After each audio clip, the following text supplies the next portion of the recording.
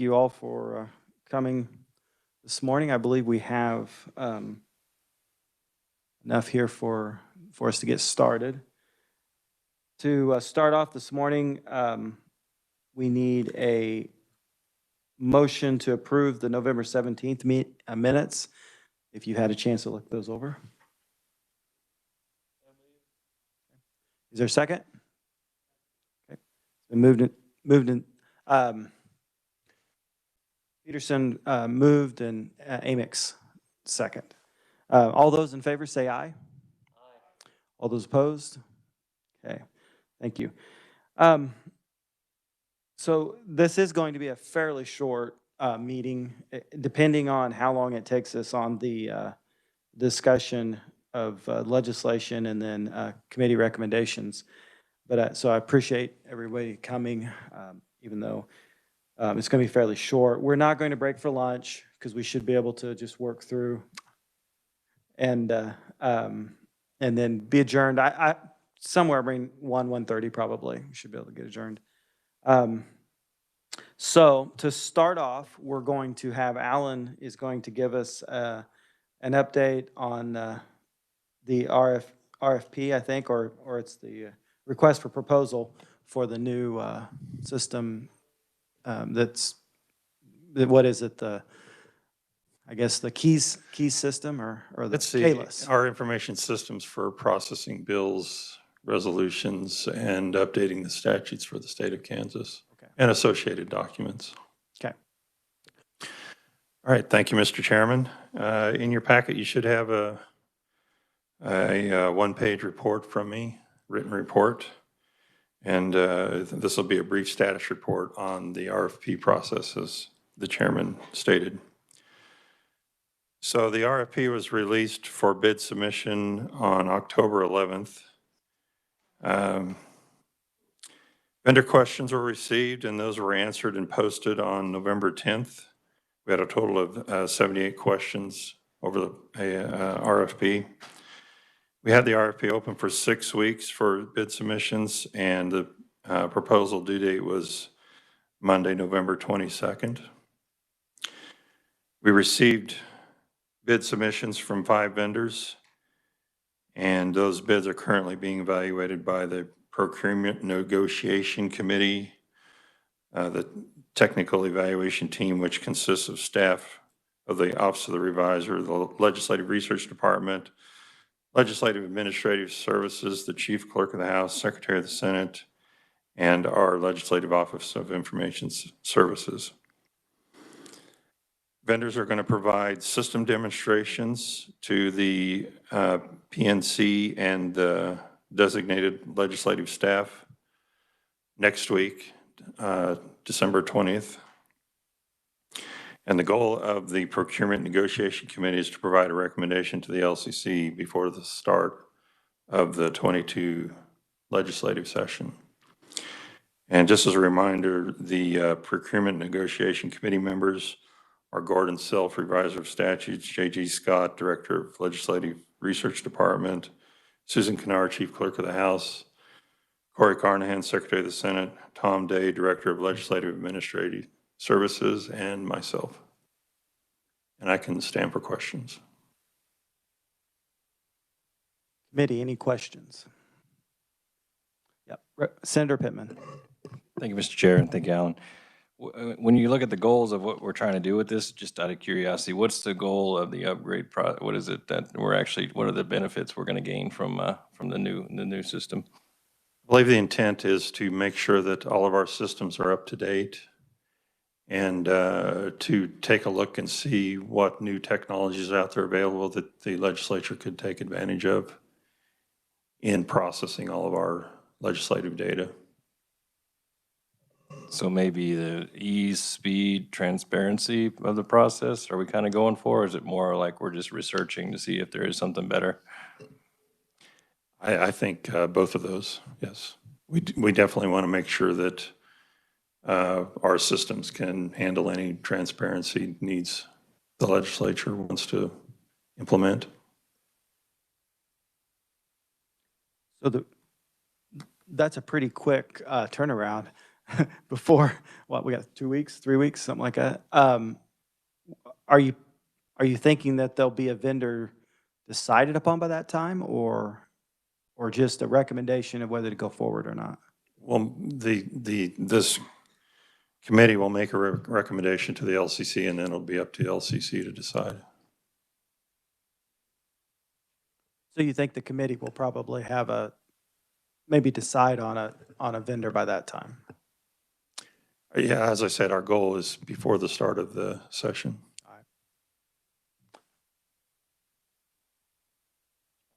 Senator Peterson. Thank you, Mr. Chair. How many vendors do we have presenting demonstrations? All 5 of the vendors that submitted proposals will be demonstrating. Excellent. Thank you. All right, any other questions? Okay. Alan, thank you. Thank you. Appreciate the update.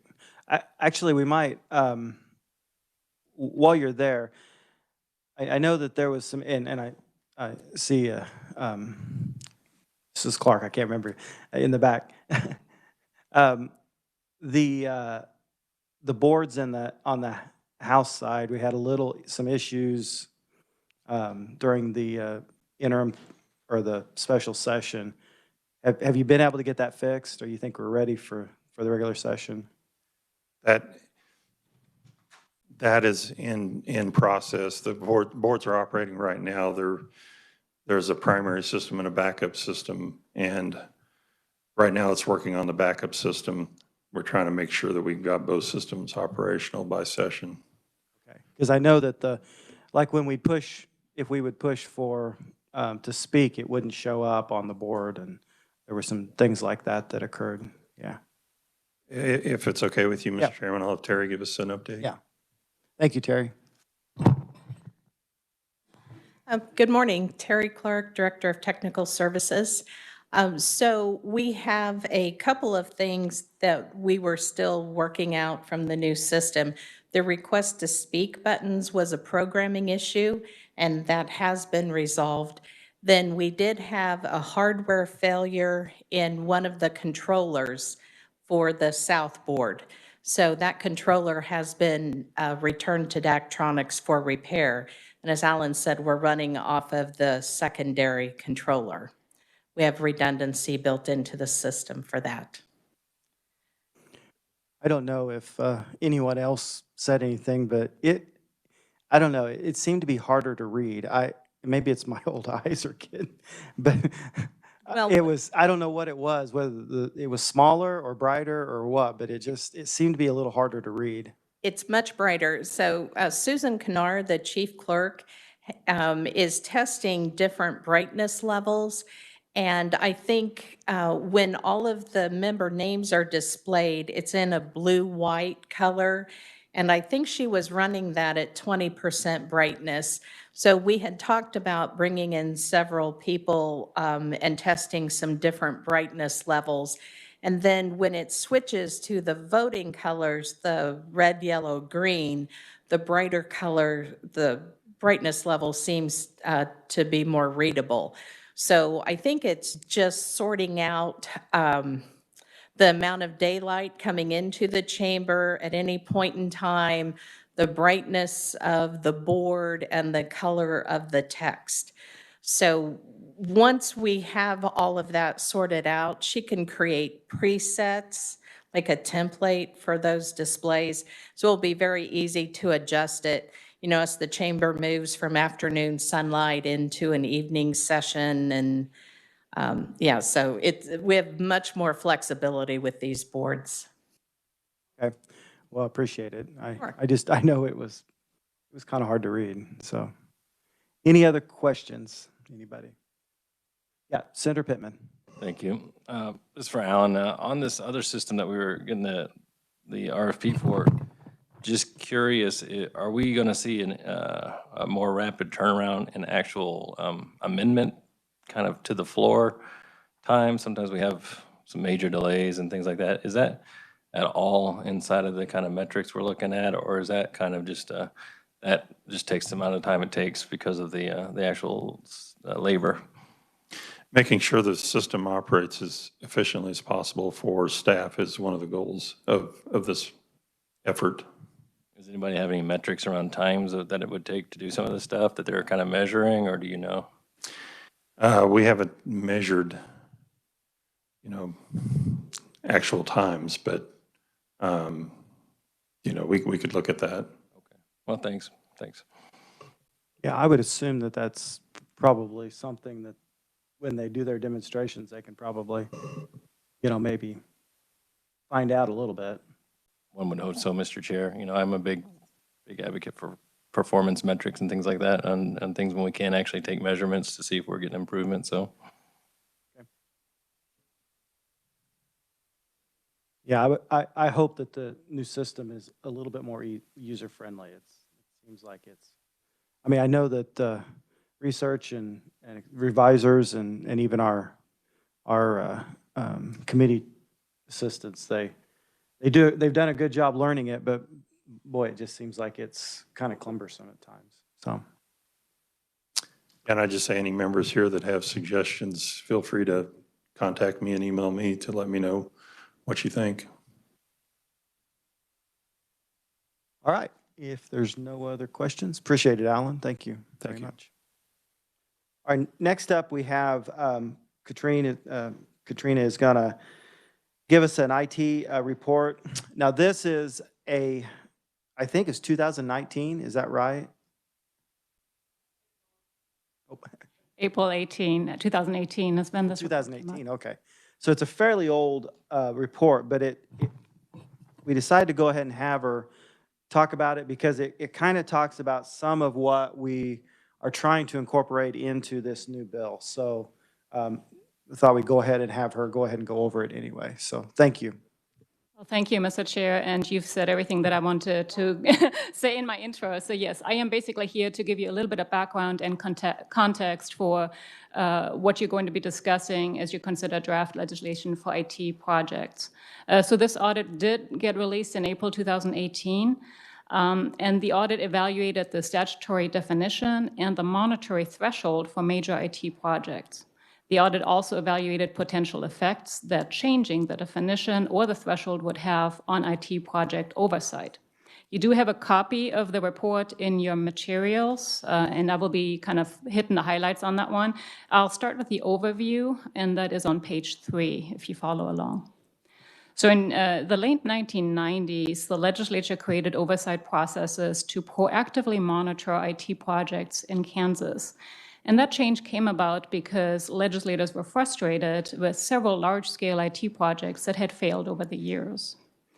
The key oversight provisions enacted by the 1998 legislature included 1, a definition of what an IT project is, 2, a minimum estimated project cost threshold of $250,000, 3, a creation of a statewide IT governance structure, 4, an approval process for major IT projects by the respective Chief Information Technology Officer within each branch of government. And lastly, an ongoing legislative oversight. And the last piece is on page 4. I'll move to the main report, starting on page 4. We found the following. Stakeholders generally found the statutory definition of IT projects appropriate, but made suggestions that would reduce the number and the types of IT projects tracked. We interviewed officials from the state's Enterprise Project Management Office, or EPMO, within the Office of Information Technology Services, OITS. We also interviewed officials from 5 agencies, and we talked with each of the 3 branch Chief Information Technology Officers at the time. Individual officials suggested revising the statutory project definition by removing large-scale software license renewals or certain hardware purchases, as well as consulting or other professional services. Other suggestions included excluding projects not paid with state general funds. Stakeholders also wanted clarification regarding the infrastructure project terminology in the statute. Moving on, most but not all stakeholders thought the monetary threshold for IT projects was too low or too simplistic. Based on data between 2015 and 17, about 1/4 of the IT projects that the EPMO tracked were estimated to cost less than $500,000. Stakeholders suggested increasing the monetary threshold because these relatively small projects do not benefit from project oversight. Increasing the monetary threshold could save state agencies time and money, but could reduce the state's oversight over those smaller projects. OITS officials identified benefits in keeping the monetary threshold as the current level. Stakeholders also suggested adding non-monetary factors, such as a risk-based concept, to the definition and monitoring requirement. Adding those non-monetary factors, for example, time sensitivity of a project or the complexity of a project, could identify projects that would benefit from an approval and oversight process. Several stakeholders supported the idea of adding different monitoring levels for different types of projects.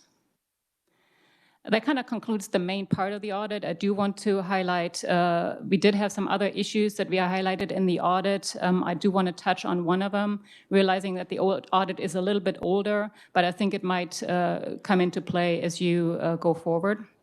The issue I want to discuss is on page 12, actually page 14. We identified potential compliance issues with the 1998 statutory requirement. State law requires certain project oversight and reporting responsibilities to be carried out by the legislative branch CETO.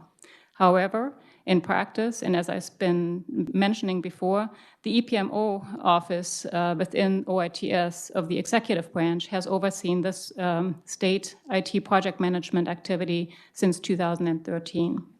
Essentially, the EPMO carries out certain state project management activities for state agencies without that authority. OITS officials told us that a lack of enforcement authority is a contributing factor that contributes to problems with the state's project oversight process. Thank you for your time today. I stand for questions.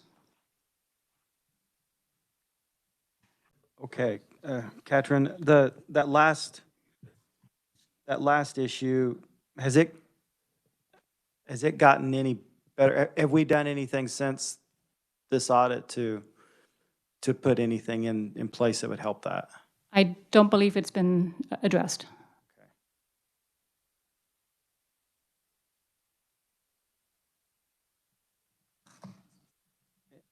And what exactly would we need to put in place to I didn't totally understand, I guess.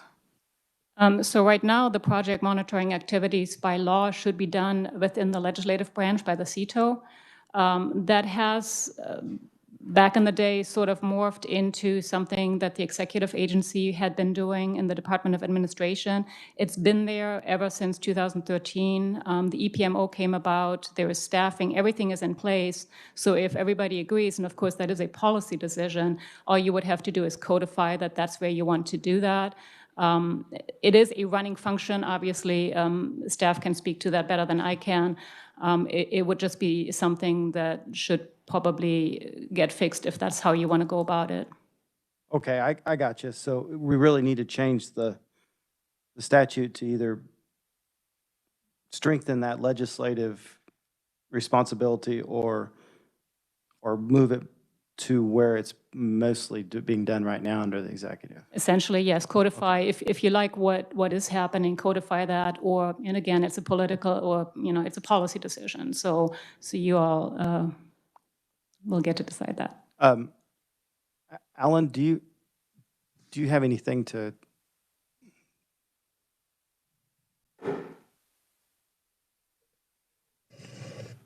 I guess, can you hear me okay? Okay. I guess from my perspective, when I started in the position, we started talking about moving to this different model. So I've been monitoring that, and I think in this new bill, I think some of this might be addressed, and maybe you can talk about that when you get into looking at the changes in the statute. But it looked like to me in the bill that was moving some of that responsibility to the Joint Committee itself, which, of course, I'm still in statute, still staffed to the Joint Committee. So it kind of makes everybody responsible on the legislative side. And I think that's something that the committee needs to discuss probably. Okay, all right. All right. I'll give the Secretary Burns Wallace, would you like to chime in on that, maybe just a bit? One of the things, and as we looked at some of the draft, we actually suggested some minor changes in that. And one thing that needs to be considered is just thinking about it, and I think the reason this has by default landed structurally in the executive branch, but then works across all branches, if you all go back across the number of projects that you see, at any point in time in your quarterly reports, 98% of them sit in the executive branch. And at any point in time, both judicial and legislative only has one or two. So the function that was just talked about, that office, that EPMO, we call it the Keto office currently, that entire operation that is managing the IT reporting and all of the processes that are outlined in the Itech policies is a functional office that does all of that, right? So understanding operationally how that works and how that moves. And so as you think about that, as the statute is written, if all of that shifts over, then that means that entire responsibility of that keto project management and all the pieces would need to go there as well. And I think that it probably has defaulted in that way just because of operationally how it has moved through. I think that there are other ways in some of the modifications or changes that we're looking at in the bill that ensures that the legislators are having a greater role. But I would just stress that, and that office, as it functions currently, serves all of the CTOs and serves all of the branches when they submit and through those CTOs, the necessary projects that are viable, but the percentage of projects that hit in the executive branch is so disproportionate. It's just something that I would encourage us to think about if there's extensive modification to that, the current structure. All right, thank you. Any other questions for Ketrin? Yeah, Senator Pittman. Thank you. Thanks, Ketrin. Really appreciate it. Interesting thing on page 9, it says 3/4, and at that time, 3/4 of the IT projects are estimated to cost more than $500,000. Something that's relevant to the current, the discussion we're gonna have later on. I thought that was kind of interesting. On page 14, 15, we'll commend Secretary Burns Wallace for having consistently put out 3-year strategic IT plans. I've been very appreciative of those. And it's made for great bedtime reading. I would say on this one point, though, it's kind of interesting. KSA 75-7210 made the legislative CTO responsible for reviewing all project budget estimates and make recommendations to this committee regarding the merit of these budgets and related requested appropriations, inserting JCIT into something of an advisory role to, I suppose, the Appropriations and Ways and Means Committees for periodically receive progress reports and proposed expenditures from the other two CTOs. That's kind of a big deal. I'm sure that was what was put in place in 2013, and there was an attempt to kind of do that. But I think that we've found, I mean, I don't know about you, but that there is a process that we're proposing now. We're going to have to look at that and see how it all fits together now.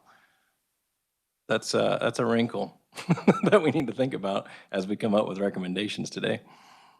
Right, and I mean, I guess I would almost venture to say, Alan, you probably don't even have the staff that would be able to handle all of that. Am I? Correct. Yeah, that's what I thought. Okay. So yeah, that's definitely something that we need to look at. So any other questions? Okay. I appreciate it. Thank you for bringing this up to us. All right, moving right along. Okay, so we are going to go ahead and start our discussion and the review of the draft legislation. And I had Matt send this to you, but I think it went out yesterday, so you may not have had a chance to look at it very much. But we've had some back and forth. I know that the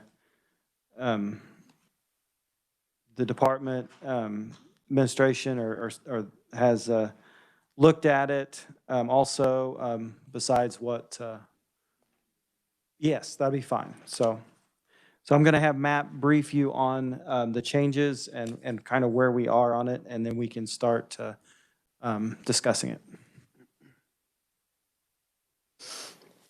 Thank you, Mr. Chairman. Good morning, committee. Yes, the bill draft that's being distributed largely reflects the request this committee made at a previous meeting to combine some of the previous drafts that have been done with your additional changes. And then it also does reflect those changes that the secretary referenced that were requested by her office. And I'll try to walk through the provisions of the bill and then answer questions that the committee might have. So the draft addresses a number of areas that the committee has discussed, would amend law concerning the responsibilities of this committee, the reporting and review process for IT projects, how an IT project is defined, and security training and cybersecurity reports that are required under the Kansas Cybersecurity Act. So Section 1 of the bill would change the responsibilities of JCIT. The draft would require the committee to advise and consult on all state agency information technology projects that pose a significant business risk as determined by the Information Technology Executive Council policies. I've copied now a definition of what information technology project is right now in law, but both that definition of IT project and that new definition of business risk are some of the big policy changes that are part of this draft. So Section 2 would make changes to the definitions used in IT sections. As this committee has discussed, under current law, an IT project is defined as a project with an estimated cumulative cost of at least $250,000. The draft instead would define a project as an information technology effort of defined and limited duration that implements, affects a change in, or presents a risk to process, services, security, systems, records, data, human resources, or architecture. Additionally, the definition currently of a project change or overrun is an increase of $1 million or 10% threshold of the total project budget. That would change to be a threshold established by Itech policies. So again, the council's policies would establish what that threshold would be to define a project overrun. As I referenced, the draft would also add a definition of business risk and how that plays in whether a project qualified and for review. Sections 3, 4, and 5 of the draft make some changes to the reporting requirements for the CTOs of each branch of government concerning recommendations for information technology projects. Under current law, the executive CTO submits recommendations to the Division of Budget, the judicial CTO submits recommendations to the judicial administrator, and the legislative CTO submits recommendations to the LCC for projects. The draft would change these recommendations to apply to all planned information technology projects that had been reviewed. Moving to Section 6 of the draft, it would make changes to the reporting requirements for agencies concerning IT projects. Under current law, an agency provides a project budget estimate and a written plan for a project that includes a description and the need for the project, the tasks and schedule for the project, a financial plan and expenditures, and a cost-benefit statement for the project. The draft would remove these provisions and require an agency to submit a report for a project that included documentation that was going to be established pursuant to policies established by Itech. Any information technology project that, again, pursuant to Itech policies, was determined to have significant business risk would be presented to this committee by the CTO for that agency. Additionally, current law requires that before an agency can begin implementation of an IT project, the project plan must be approved by the head of the agency and the CETO for that branch of government. The draft would require that prior to the release of any RFP, that all specifications for bids or proposals related to that approved IT project be reviewed by the appropriate CETO for that agency. And projects that required CETO approval would also require the CETO's written approval on specifications for bids or proposals. An agency involved in the project would be required to submit the project plan, including the architecture, and the cost-benefit analysis to their respective CETO. The CETO would then make the project plan summary available to this committee. Pursuant to Itech policy, the CETO would then facilitate coordination with JCIT on any questions, requests for additional information, and meeting requests from JCIT.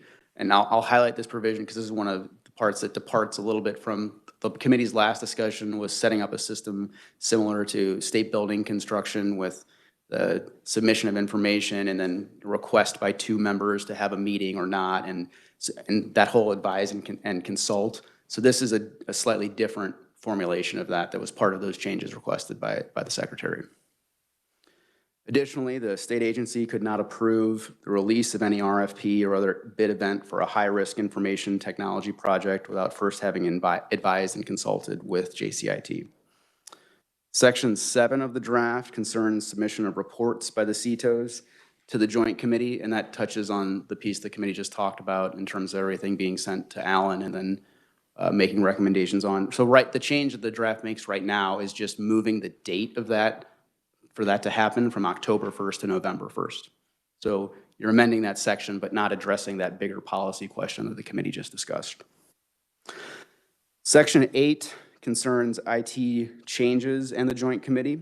So under current law, the head of an agency may authorize a change in a project if the change would not result in increased project costs of more than $1 million or that 10% threshold.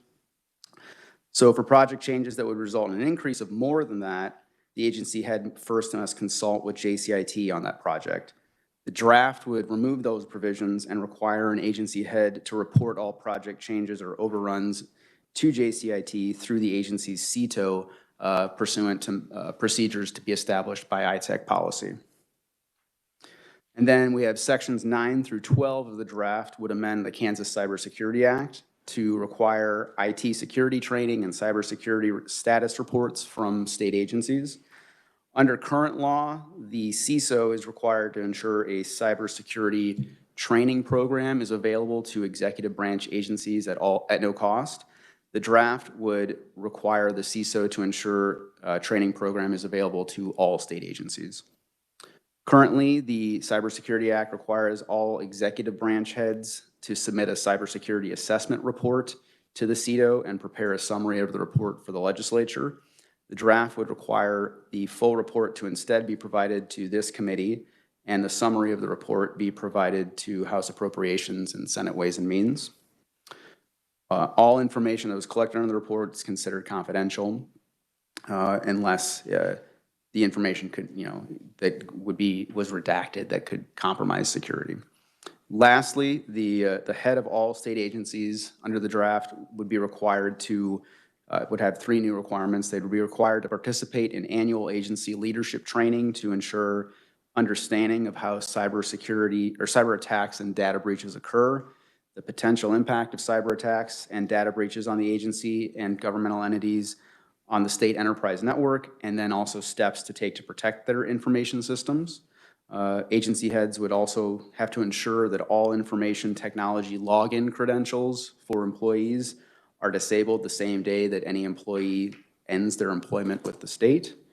And then lastly, they'd be required that all employees with access to IT receive a minimum of 1 hour of annual information technology security training. So it's a pretty comprehensive bill, a lot of pieces, but that's a quick run through, and I'd be happy to try to answer questions the committee might have. Okay, Matt, going back to, I guess it'd be page 11 then. So, because yeah, I as I was saying, didn't realize that there was changes from the one that you'd sent me earlier, but, I guess, towards the end, that's the part that, how would it work now then if it's not requiring 2 members or 3 members to spur, I guess, a meeting or a review? Would it work now? So the way that the draft currently, correct, and so this was one of the changes requested and put in this draft. So the way it would work under this draft is you'd have the CETO would provide a project plan summary of that report, of that IT project. A summary would be provided to this committee. And then the Itech policies that would be established would then dictate how the CETO would facilitate additional coordination with the committee on any questions or requests for additional information or meetings. So rather than specifying in statute, this is the mechanism where a meeting is requested by 2 members and if it's not, that constitutes advice and consult. Instead, this draft would say the CETO will give this committee a report and then procedures for how that CETO will provide additional information or in what form would be established by Itech policies.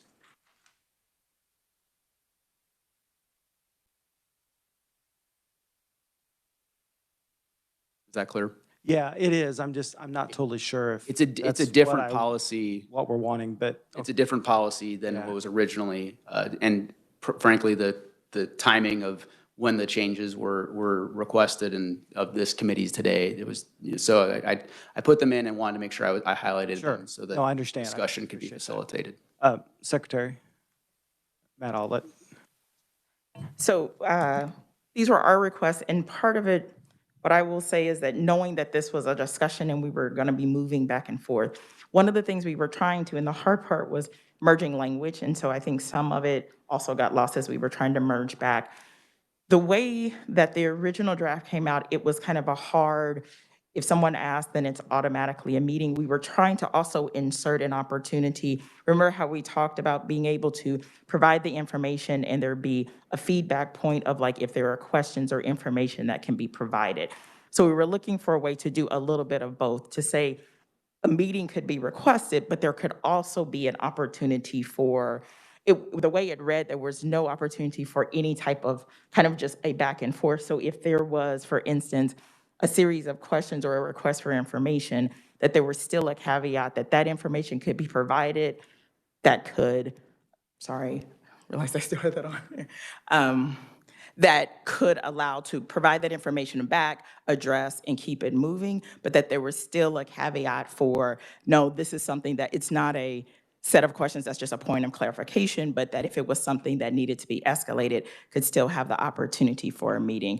So again, knowing that this wasn't final, we were trying to figure out how did we also insert into it this opportunity where there could be a feedback loop and information flowing, that everything didn't automatically, with a set of questions, have to trigger a meeting, but that there could be kind of opportunity, I don't want to say for escalation, but like varying levels of that information to be able to advise and consult or provide information back and not always trigger a meeting, but still having that option of, yes, if it was large enough and it was substantive enough that it could trigger the necessary meeting. So I think it's still about kind of playing with that language to figure out how to have a little bit of both. Because in the way we were reading it or interpreted it was, 2 questions come in, it automatically triggers a meeting. And so trying to find something that was somewhere in between to allow for a little, the possibility of both. So Okay, yeah, if that helps with trying No, to yeah, I clarify what appreciate the language we were playing with. And again, as they started to merge together, I think chunks and pieces of each got pulled and tugged. yeah, I just want to make sure that we have the flexibility to say, we're going to have a meeting. You can't move forward until we have this meeting and not be subject to ITEC's decision on whether we can have a meeting or not. And so Matt, does what the secretary, do we need to change this maybe a little bit to, or do you think that, So, as the secretary said, lots of moving pieces yesterday on this, and so easily, probably not where the intent was in terms of getting the draft. Right now, the draft defers a lot of responsibility in a number of areas to Itech policy. So if that's something the committee may want to focus on in terms of making those decisions on what is and isn't appropriate to be deferred to Itech policy. okay. Senator Peterson. Thank you, Mr. Chairman. Going along that line, Matt, like in section 6, particularly in 3, where we're referring this all to Itech policy, I think that subsection 3 was important, that we have the sources of the fundings and the cost of any ancillary stuff, like the cost of maybe required a major improvement to a building or other services that might need to be hired. And that's very important to the legislature. And I think that I'm just thinking that we need to have that in there in statute, not necessarily waiting for Itech to put that in. You see what I'm talking about there on page 10? Yes, yes, paragraph 3. It used to read, include a financial plan showing the proposed source of funding and categorize the expenditures for each phase of the project and cost estimates for any needs of analysis or other investigations, consulting, and other professional services, computer programs, data equipment, buildings, and/or major repairs or improvements to buildings or other items or services necessary for the projects. I just think it's important that we have that in there in statute, not just rely on Itech's policy for that.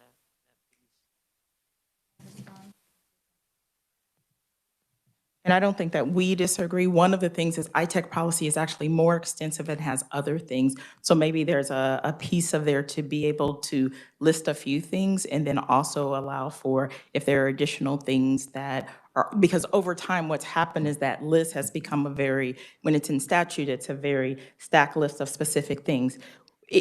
Because IT evolves, there are other actual factors that we are collecting in those project plans. So we were actually trying to make it more flexible. So maybe it's a combination of the language, a minimum of these items and any additional items as per Itech policy, because there's actually more than this list that is collected on each of those. And so as we were trying to update it, we were trying to make it more dynamic so it wasn't limited to that information.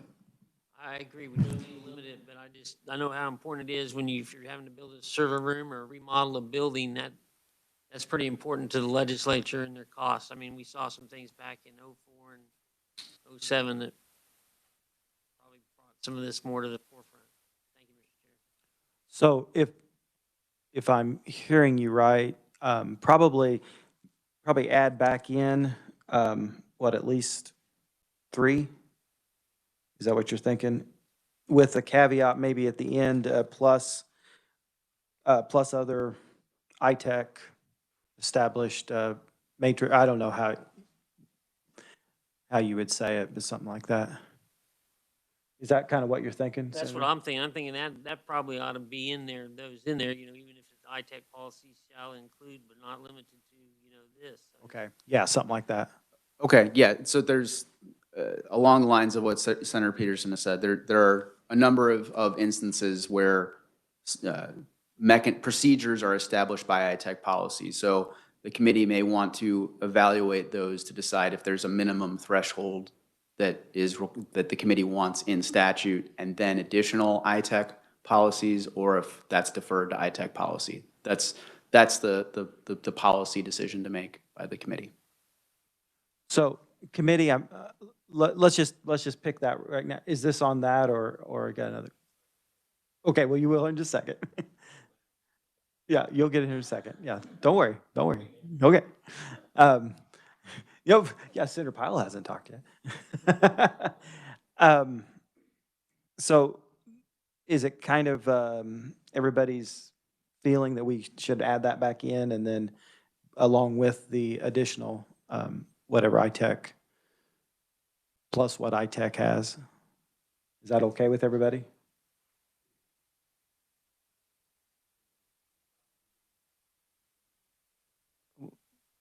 Well, I'm just trying to see if there's a,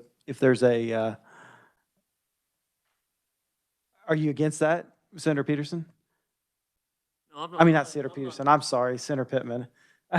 Sorry. Absolutely not. I think there's a number of areas that we probably want to make some agreements on. Right, and that's what I'm trying to get to. I don't know we necessarily need to have motions and all that. If we're in agreement, let's just, try to do this in kind of an agreement, so. I guess I would just emphasize that I don't think the Itech Council is really necessarily coming in and saying that they're going to approve or not approve or say we can't approve. We got to be very clear that they don't really take action on anything like that. We're the action committee. They're only setting the policy groundwork with IT professional type folks that are focused on technology that can perhaps enhance our understanding as JCIT. We should look at them as advisors that can give us some very good insight, not somebody who's going to help over control what we do. And I think the idea of having minimum standards of what the legislature absolutely needs is an absolute requirement. And I also think that the Secretary's idea of having a stepwise progression of when we need meetings is not a bad idea. I don't think it's worded correctly here, so we need to make some adjustments on that as well. I did have a question though for the revisor when it's. Yeah, go ahead. On sections 3, 4, and 5, there's these kind of references to projects that have been reviewed. We're kind of making a change there. That's kind of the substance of what we're changing on a couple of them. Like, for example, on page 8, on section C at the 3C, it says, it seems like that's the substantial thing, that the projects that have been reviewed by, what is that? Why are we making that particular type of change? What's the point there? So they've been projects that have been reviewed by the respective CETO. Why is a better question to ask of probably the secretary than So myself. that was a suggested change. And it might need to read projects that are reportable, maybe.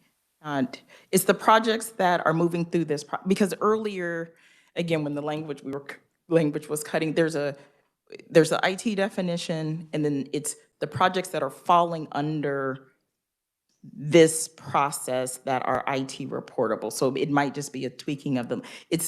So this is trying to refer to those that are in the pipeline of projects that are under review, under review, right, which are, under oversight of the committee yes, that fit inside this? Okay. yes. I didn't quite, More so we're trying to specify that. right. And Thank you. again, merging language. I think we could do that. And the other thing, Mr. Chair, is we might want to think about dimensions of risk and thresholds like you had mentioned before, minimum thresholds. We do have in here that we're going to talk about Itech policies, for example, on page 3 in section 1. We take out the $1 million at 10% in terms of an overrun, and we move it over to the Itech council policies. I think you had made a good suggestion previous meetings that, hey, we probably want to still have a minimum in there of some sort. I think that's a good idea to attack that one too. Thank you, Mr. Chair.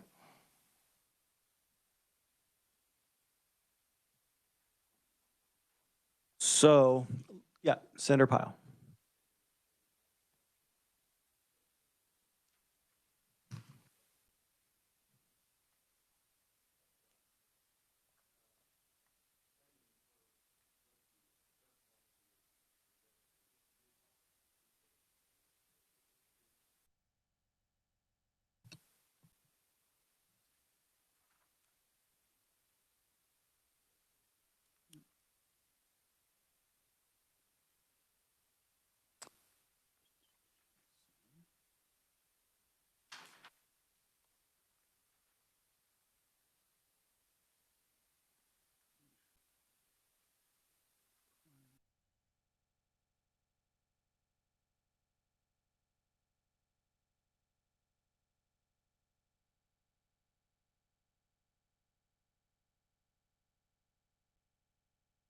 One moment.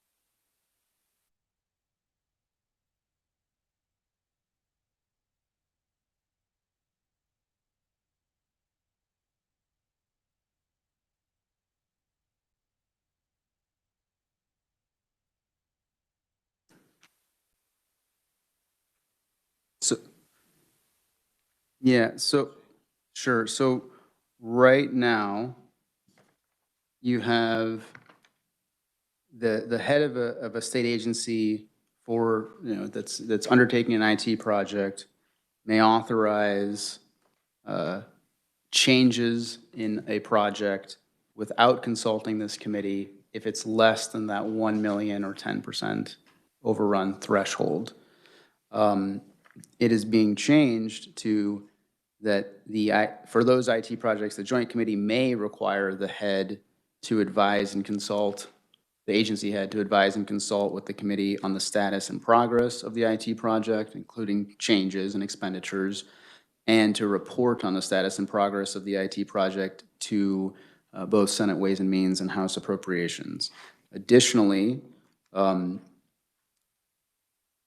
right now, the head of a state agency for an IT project cannot authorize any IT project change or overrun without first advising and consulting with the joint committee. That's changed to prior to authorizing or approving an IT project change or overrun, the head of the agency has to report all the project change or overruns to the joint committee through their CTO. And that the reporting of that information would be pursuant to Itech policy. So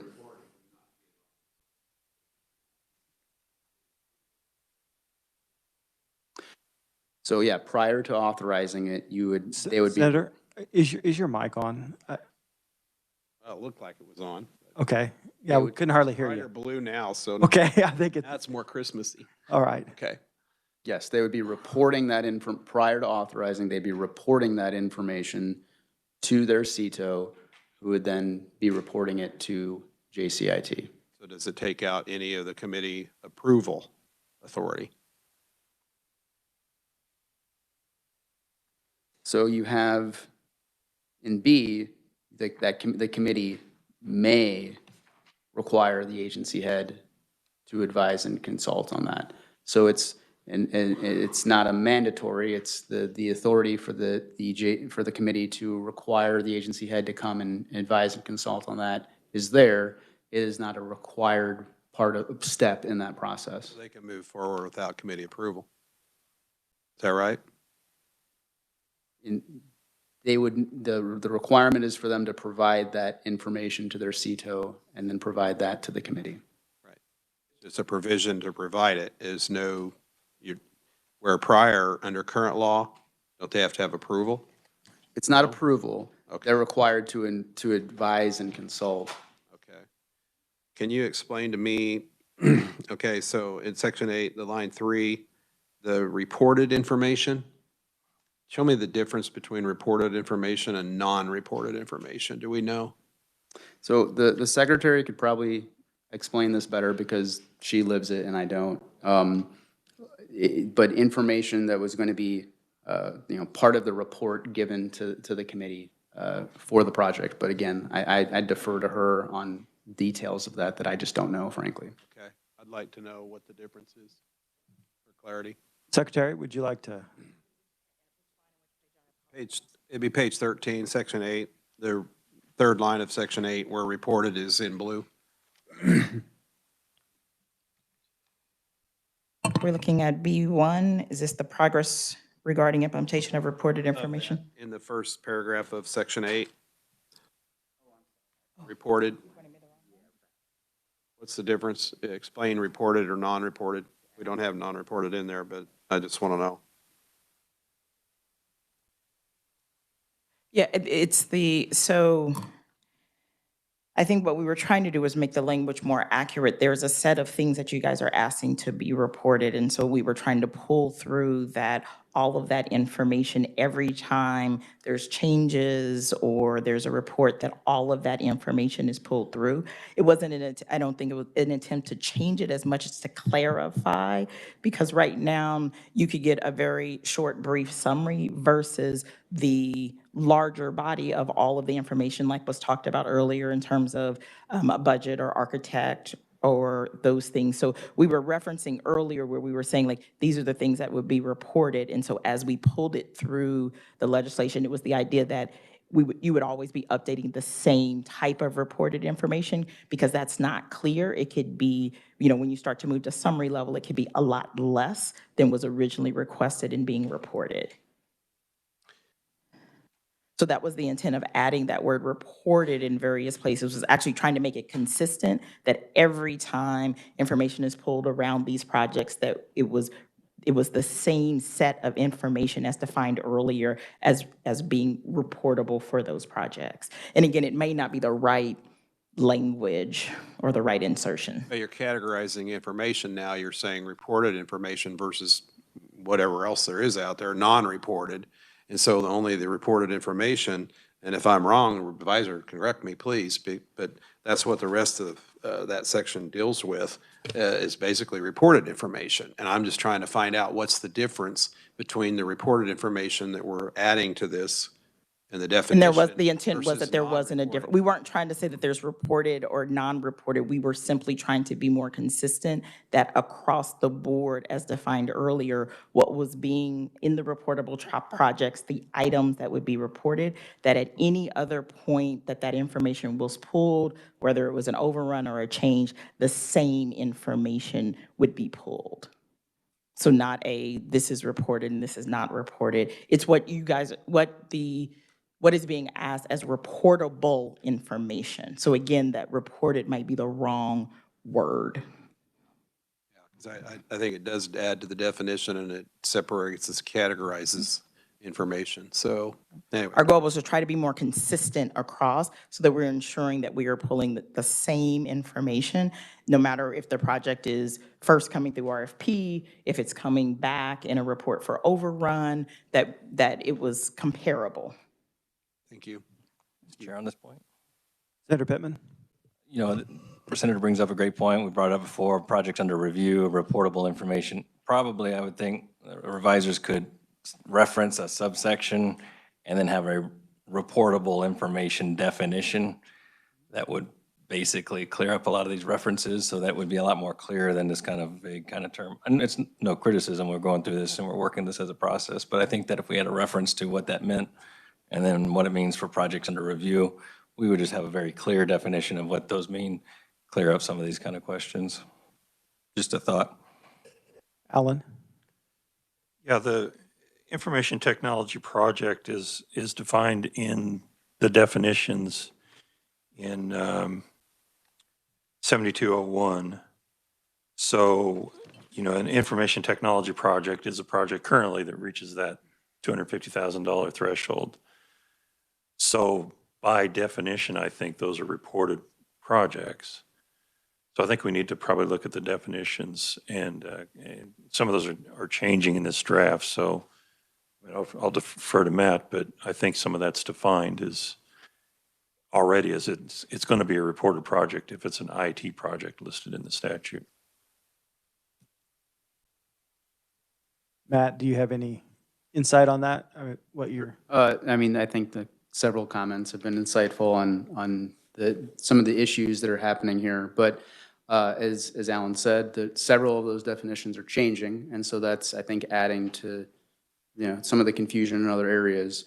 That definition of IT project right now is a hard number. It's changing to mean an effort of defined and limited duration that implements, affects a change in, or presents a risk to processes, services, security systems, records, data, human resources, or architecture. So that doesn't have a hard number.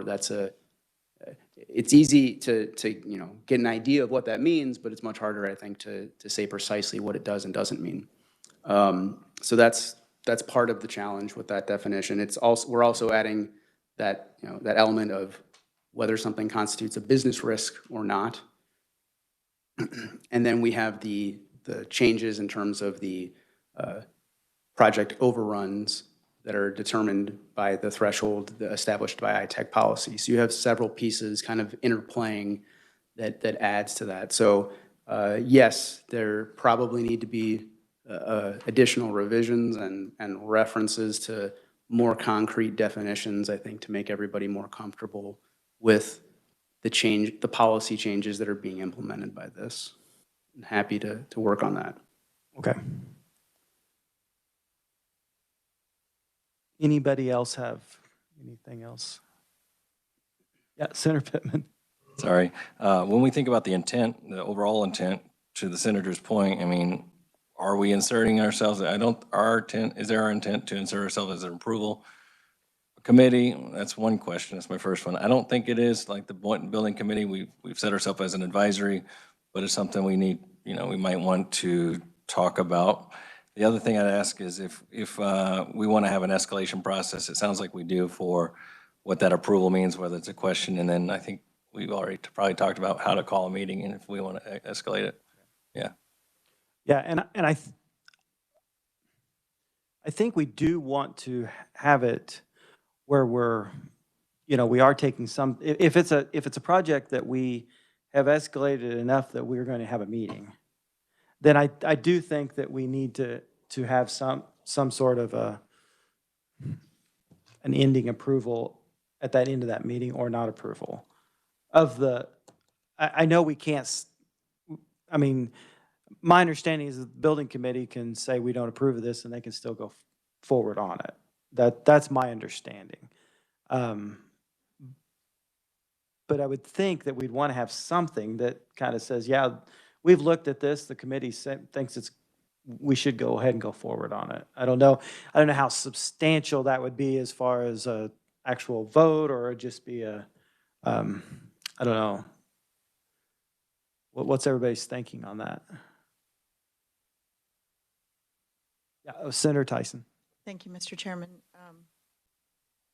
That is concerning that the building committee does not have veto override authority, and that's what this committee needs with IT projects. And I would also request that the committee not just consider the cost of a project, but also the risk of a project. You may have a low-cost project that has a high-risk impact to our data or our security or other issues in the state. Thank you, Mr. Chairman.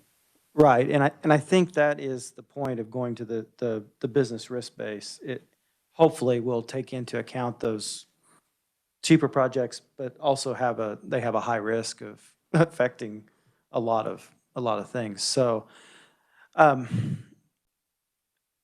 Chairman. yeah, Senator Tyson. Thank you, Mr. Chairman. I would also add to that it depends on who's looking at it to define. The way this is written is fairly subjective. I agree that we need more parameters, stricter parameters that force those IT projects to come before us. Part of the problem now is we'll have a multi-million-dollar project, and the agencies will break it up into smaller amounts to stay under that 250,000 threshold, just so they don't have to come to us. I mean, so we need to be very cautious going forward. And yes, we do need to have our hands on this. We are a stopgap for what goes on with government and government spending. So the legislature should have their hooks in this. Thank you, Mr. Chairman. Senator Pittman. Just on those points, I mean, if the administration project heads were to be doing that, that's pretty nefarious, and it might be happening. It's unfortunate. But what I will say is that I don't think that this committee should have absolute veto authority. I think we should make a recommendation to the bigger body of the legislature if we want to make some kind of a veto on an expenditure. I just don't know of any other, budget appropriation committees make recommendations to the entire legislature. So having a veto is kind of a big recommendation. That's a big thing. But I don't know if it should be an absolute, just because this committee said no, that they couldn't proceed. That seems like we're overreaching a little bit, but that's just my opinion. Yeah, and Matt, I guess, I'm not sure that we can actually have that veto override as far as the way it is right now.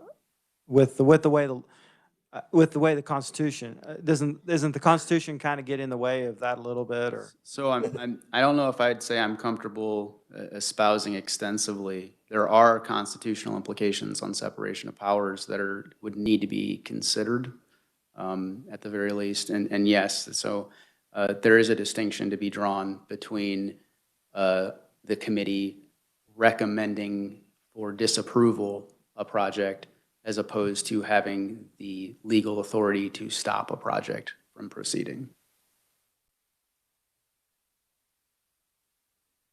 Well, I mean, my feeling on it is kind of like the building committee. I mean, where I've seen with the building committee is that there's maybe been a project that was going to go forward, and the building committee said, we don't really like this, and they've, went back to the drawing board and come back. I don't think that they, said, no, you can't do this, but I would think that an agency would be a little concerned if they came to us with a project and we said, we think that there's some problems here and you need to go back. And then they go forward with it. There may be some implications of whether they can get funding for it, through the legislature, and it also, not sure that's really where they want to be is going through a project that the legislature said, no, we don't think is a good idea, or it's not right yet. So I think we can get there with being that, as long as we're meeting before the request proposal and all that's going out, I think we can get there where we're really advising and having some input in these projects. Whereas right now, we're just seeing them after they've already gone forward. So I don't know. I mean, I think we're moving in the right direction on this, but we just need to maybe, I'm okay with Itech having, putting some of the parameters in place as far as some things, but I do think that we need to make sure that we're not totally bound by Itech, too. So I'm not sure, but I feel more comfortable with the risk base if Itech is kind of involved in that, because I don't want, I've said this many times, I don't want a situation where we have, we could have a secretary of administration or CEDO come in and say, well, I've decided that none of the projects are risky, and, so we don't want that. We want to make sure that there is a body that's keeping some policy in place. So, yeah. Representative Collins. Thank you, Mr. Chair. I was thinking, there should be some appeal process, like say we come out and say, bad project, don't do it that way.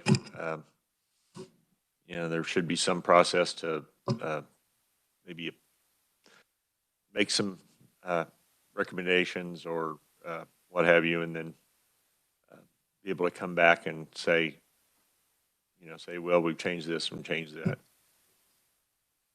Thank you, Mr. Chair.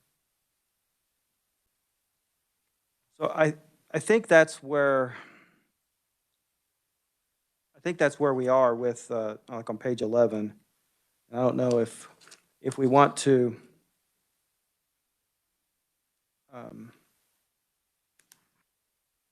well, let me put it this way. We're not going to have another meeting before legislation, before the legislature. So we need to figure out how we're going to go forward on this, and have, I think we need some changes on it before we, as a committee, can say, yeah, we're good with it. And so I'm not sure how we do that unless we do maybe meet right at the beginning of session and not necessarily, yeah, go ahead, Matt. All I was going to add is that, so any recommendations put forth by this committee also don't have to recommend specific legislation. It would be an option for the committee to recommend legislation to be further studied by any standing committees, similar to a proposed draft, but with additional criteria that need to be addressed. just, Okay. that isn't always an option for the. Right. I mean, I'm sure when it gets into committee, it's going to get changed a little bit. So I want to make it as much as we can. Senator Pyle.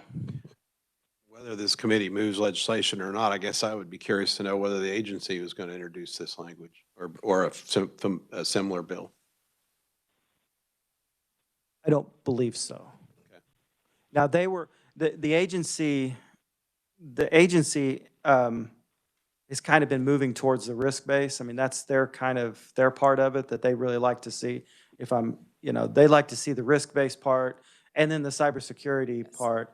The oversight part is kind of us. I mean, and so what we're trying to do is kind of merge these two to kind of make a bill that everybody is pretty comfortable with that does kind of both. Because I do think that the risk base, there is some advantages in that risk base, as long as we get it right. So, yeah.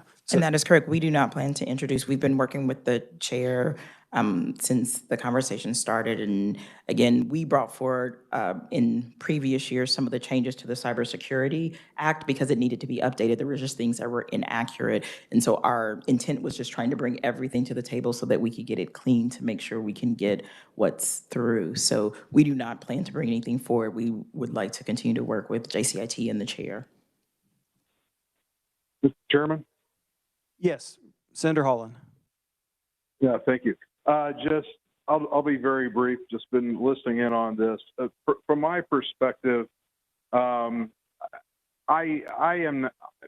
personal opinion is that I don't think the JCIT needs to be able to shut down, at the end of the day, shut down something before it goes to the street. My desire is just to be sure that we have a risk-based definition in place where, to me, the important thing is being sure those projects are brought to JCIT before they go out to the street. Okay? And my sense is that obviously if those projects get brought before the committee, that, those project sponsors, I mean, they will, in good faith work with JCIT to address the issue concerns they have. I do think we also need as you were talking, I believe, if there is something that the committee feels is really out of whack, that the committee be able to go on record with a vote or something, supporting, say, the letting of a particular project, but not that would shut that down. It's just that we are on record, as a committee for opposing, how that project was let, subsequently developed. So those are just kind of my 2 cents. But once again, I think the important thing is being sure we have an appropriate risk-based definition of our projects where those risky projects, and once again, to echo Senator Tyson's comments, it's a whole lot more than just dollar signs. There's a number of risk profiles that we need to be sure they get before the committee before they do take an RFP out to the street. Thank you. Yes, I appreciate that. Representative Curtis, did you have a question? No, I mean, I guess I'll just share, I share that concern that, and I like the idea that we're moving towards more of a risk-based analysis of projects that we move forward. And then I think the other changes too, I agree, like on the cybersecurity, that definitely, so do we have a list of like our outstanding things, or do you have a list of like where we're at? So we can just kind of move towards like building some consensus and marking off things and then getting to what we still need to address. Yeah, that's actually, I was going to kind of start at the beginning and just kind of go through it and kind of get a consensus. And then I think that my intent will be to try to have a meeting like maybe the first week that we come back. Usually that's kind of a slow week, where we can look at this legislation after Matt has made the changes, and then I'd really like to have something that the committee really feels good about, and we put it forth as a committee, so that hopefully it can get some teeth. So, Senator Tyson. Thank you, Mr. Chairman. My My perspective is probably a little different than this committee. As a member of Rules and Regs and a previous chair of Rules and Regs, we have seen departments, agencies come before that committee, and the committee unanimously did not want them to go forward with the rules or regulations. They completely disregarded it. We had no authority. It comes into the constitutional. Once we've turned it over to the administration, then there's an issue as to, can you rein that authority back in? So there will be a constitutional amendment worked on to address that. And I think this committee should be, I think that we should have an exercise with caution, but the ability to put the brakes on a project that's rogue or force a project to go forward that is needed and of utmost urgency. I mean, we can look to the unemployment system and results we've seen, especially from that council, oversight council.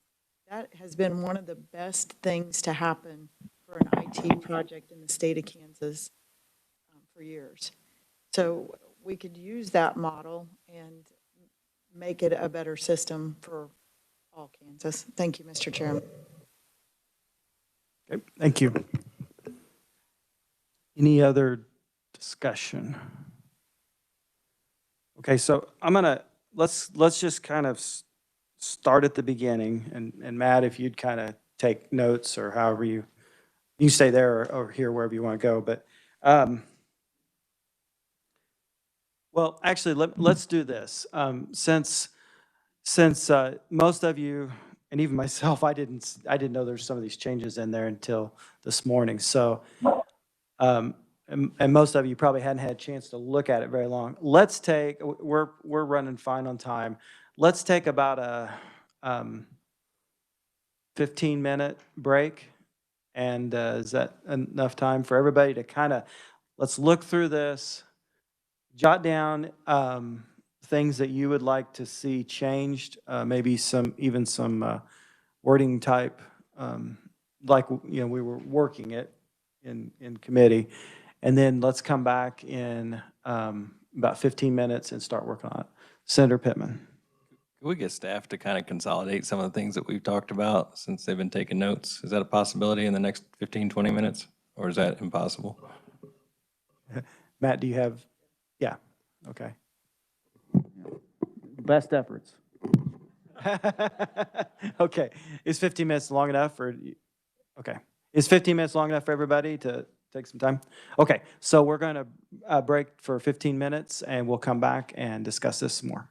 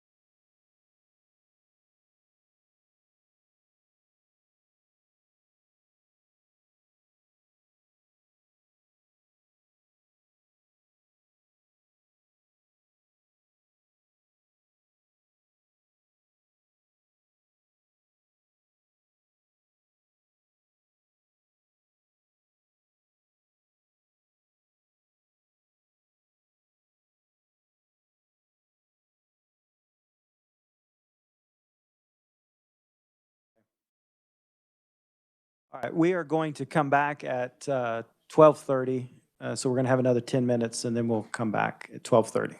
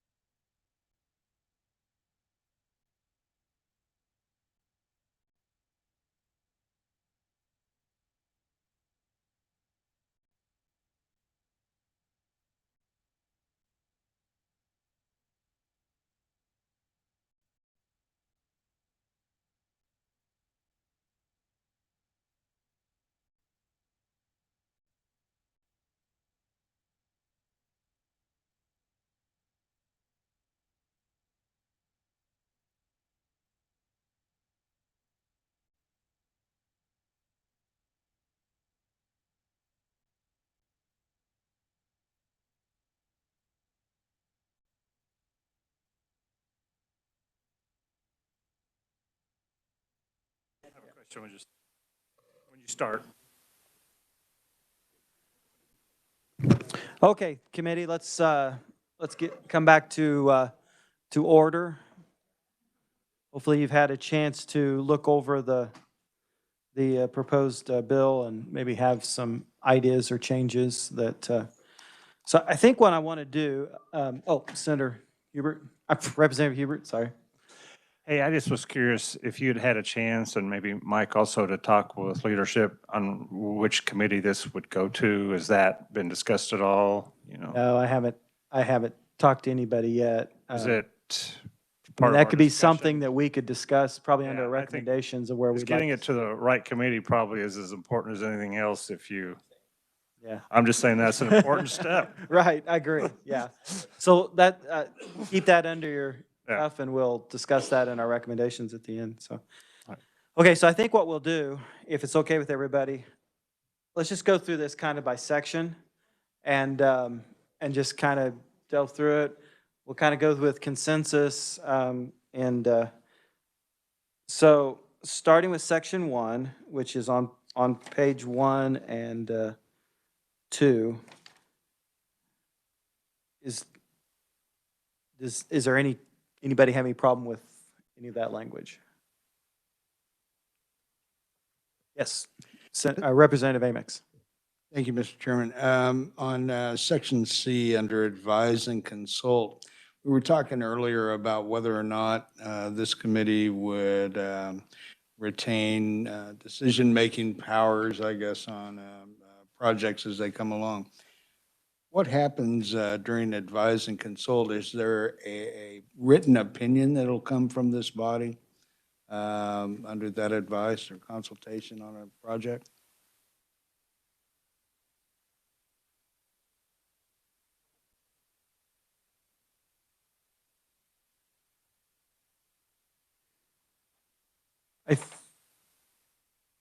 Does Part D go, Matt, with that? Because it does say make recommendations, so on the, after that, so, but that's different. Are you thinking you want to add advise and consult and recommend or something like that, or you want to? I had I'd gone through here and tried to see kind of where it was heading as to what the responsibility was of JCIT after advice and consultation. What happens at that point? Are we to give an opinion as to what the opinion of the body is? Okay. Matt, do you have any insight on that? So the representative correctly noted it doesn't specify what action or is required or the committee could take.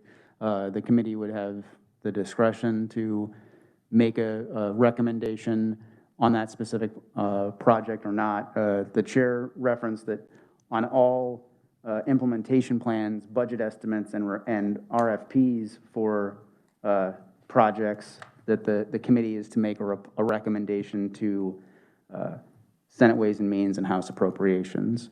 So a clarification could be done if that's the intent of, in that advice and consent process, whether the committee formally makes a motion to recommend or not on a project. If I could, Mr. Chair, thank you. So it's already written in here that we have that opportunity to make that opinion, correct?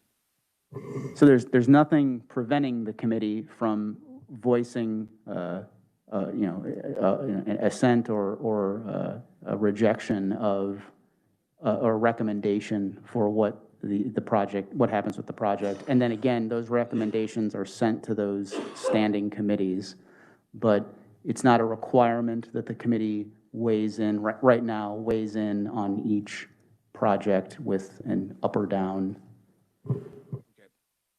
Thank you, Matt. And I did think that that's where it was probably heading as we looked at Ways and Means and Appropriations. That was where we would come, that's where we would come into, our opinion would come in. So anyway, thank you, Mr. Chair. And if Matt, if I'm understanding that right, we're adding in the request for proposal information as part of those recommendations, so. Correct, that's not currently in the That's not statute. currently, so yeah. Okay. Senator Pyle. I just want to make sure I'm understanding Matt right. So the committee recommendations could move, it could actually include approval or disapproval or even adversely approval, like a committee does normally during session. If we want to report a bill adversely, we have that option. We're not limited, so we still would have any of those options, right? Yeah, it doesn't require a specific action or prevent a specific action. Okay, so everybody comfortable with section 1? I think I'm seeing nods, so, all right. Okay, so let's go to section 2, and that's where we get into some of the definitions. The risk-based definition comes in, and then there's the change in the information technology project definition.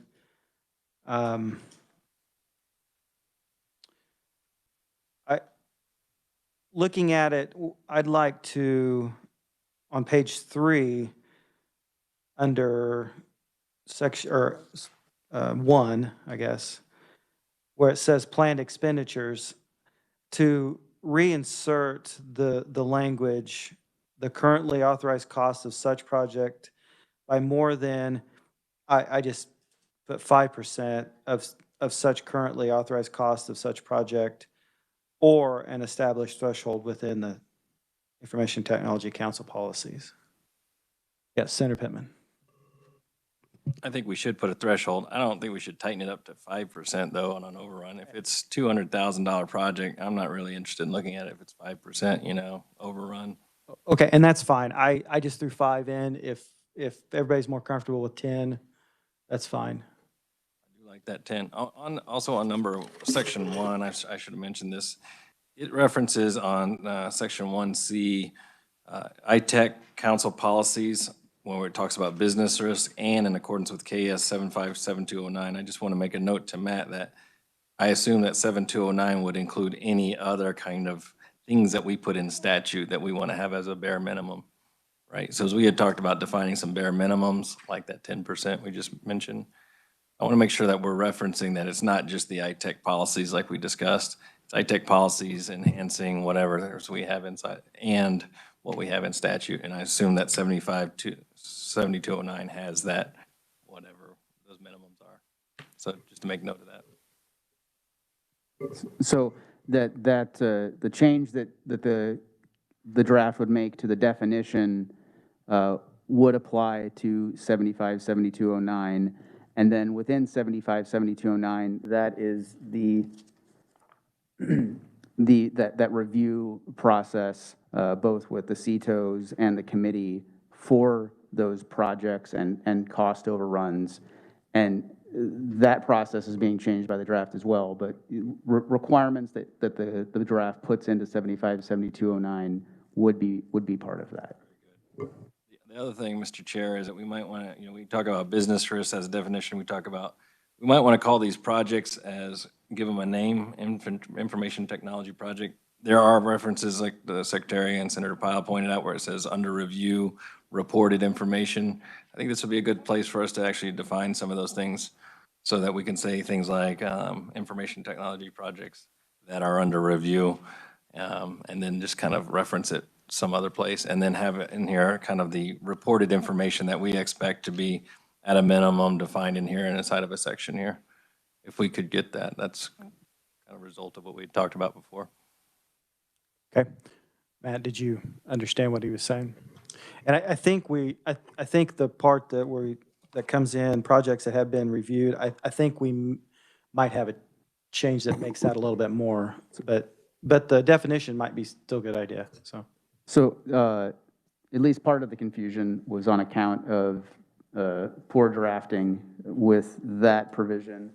And that the reference to 757209 is there currently, and the insertion of the reportable, I think, kind of added confusion and distracted from that. So all of the information technology projects and IT project costs, changes and overruns are submitted by the executive agencies that are reportable. So basically, we're saying everything that meets that definition of IT project or IT project cost overrun is going to be reviewed pursuant to 757209. That reference to 7209 just kind of got buried, and I think it kind of confused everyone, including me. About the reported information or required information to be reported. We're going to kind of define that in one location, maybe minimum requirements to be reported. So that would be something to evaluate in definitions in terms of everything, because some of that exists right now in Itech policy. And so if that's something that could be expanded upon in statute to satisfy that there are minimum requirements, that could be addressed. Do you have an idea? No? Okay. That if we're going to talk about reported information, we probably should define what that means to the senator's point. So maybe Matt, if you can kind of look at that and maybe come up with an idea on that. Yeah, Senator Peterson.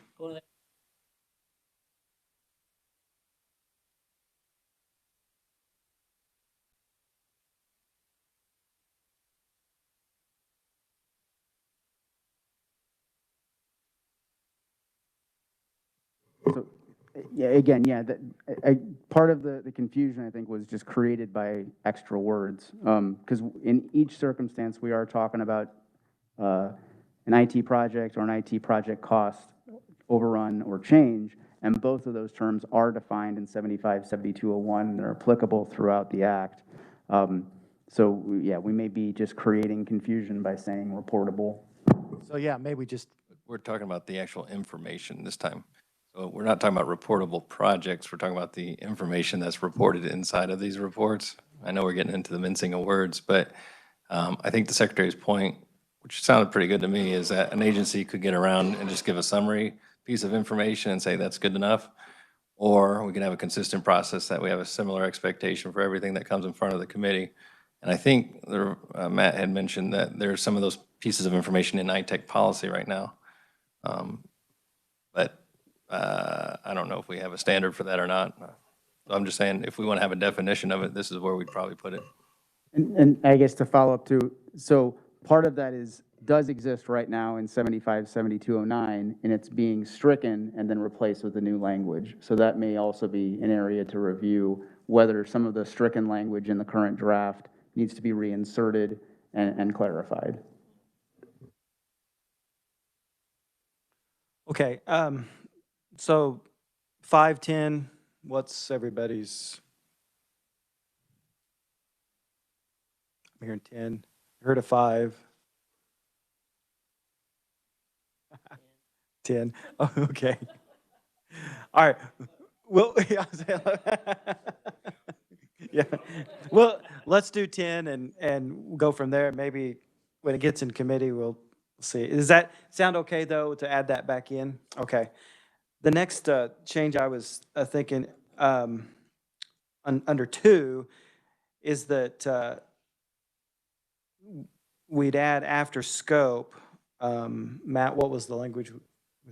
Or project timeline? Yeah, or project timeline, in order to make sure that we know that there's a, that's in also the part of the overrun is the timeline. I think it's already in Itech policy, but we want to just make sure it's in here too. So that sound okay with everybody? Okay, all right. Okay, section 3. Now this goes to on page 5, and then Matt, this comes up several times. Page 5, number 3, and page 7, number 3. These are just being removed, it sounds like. We're not. Well, we're changing the language a little, yeah. Matt kind of came up with some language that I think we can, Matt, if you want to. So just when saying that they're the projects that are reportable pursuant to KSA 757209. So any IT project that meets the requirements, that crosses that threshold of requirements to be reported under 757209 would be included.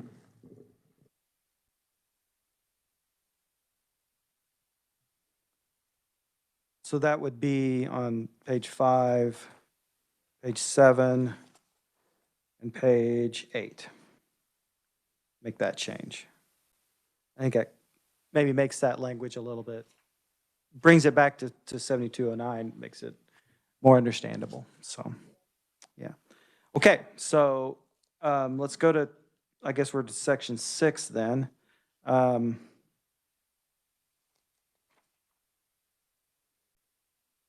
I think this is where Senator Peterson, you were wanting on page 10 to maybe add back that, is it number 3? Is that, or at least part of that, is that correct? I don't mind having the Itech policies in there, and they're gonna give us great information, but, you know, where we wanna know the total cost in that report, I think that's what that 3 was getting us, was, you know, the buildings, the other repairs, other additional things that we need in it, or services that are gonna have to be obtained to make that project work. I think that adds into the total cost. We probably ought to leave that in the statute. Any other part of that that you feel like needs to be added back in statute, or left in, I guess? Of all that language that was stricken? Mr. Chair, I would suggest that's a great addition. I agree with that. I don't think we necessarily, I mean, those are some good pieces of information.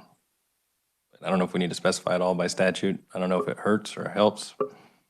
But if Itech has already got that information, it'd be nice if it was in there.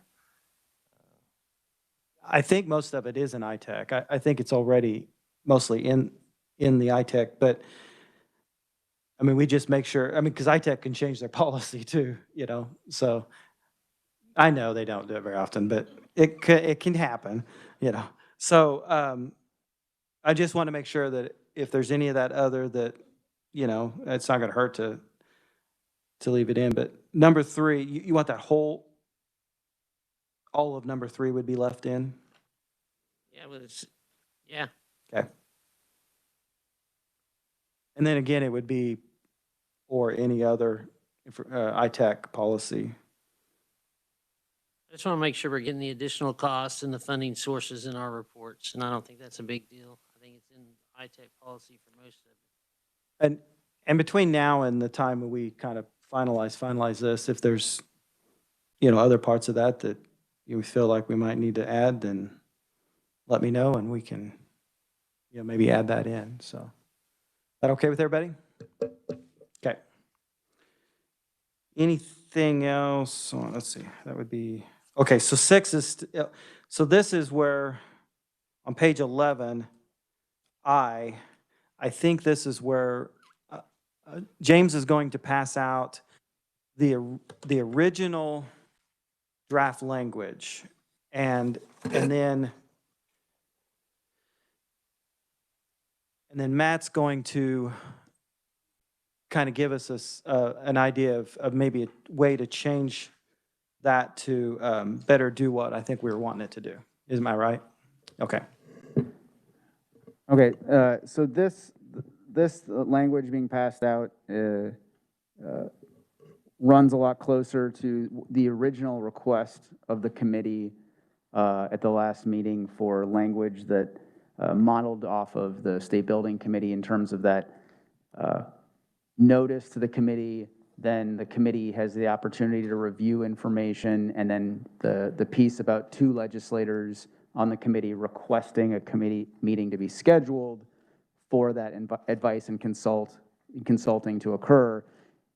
Failure of those 2 individuals to call the meeting would then constitute advice and consult. So if no one on the committee expressed concern about a project, the agency could satisfy that advice and consult requirement by just submitting the information and then allowing that period to expire. If 2 members did request a committee meeting, then that would be scheduled. There would be additional information provided at a meeting, and you'd go through a more elaborate process. So that's what the language on this would put back in place. We discussed additional modifications to that, which I've just kind of jotted down.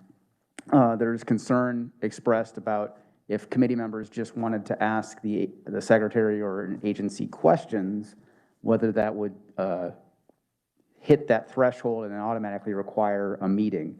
So I would add some additional language towards the bottom of page 11 that, within 7 business days of the date specified in the summary description, and request that the joint committee schedule a meeting. So clarifying that those individual legislators weren't just reaching out for information, but they were specifically requesting that a committee meeting be scheduled. So the intent of that, to avoid the confusion of, well, there's just a couple people that have questions and need information, and they're versus the committee members saying, I need a full presentation and a committee meeting on this, and this is a different situation. So the latter being the case, if 2 members specifically said, chairperson, please call a meeting so we can have a full reporting on this, that would then trigger the meeting. The other piece of concern that was raised is, well, what happens if that first part happens and there's this request for a meeting, but then the meeting never happens? That's a decision for how that to be solved.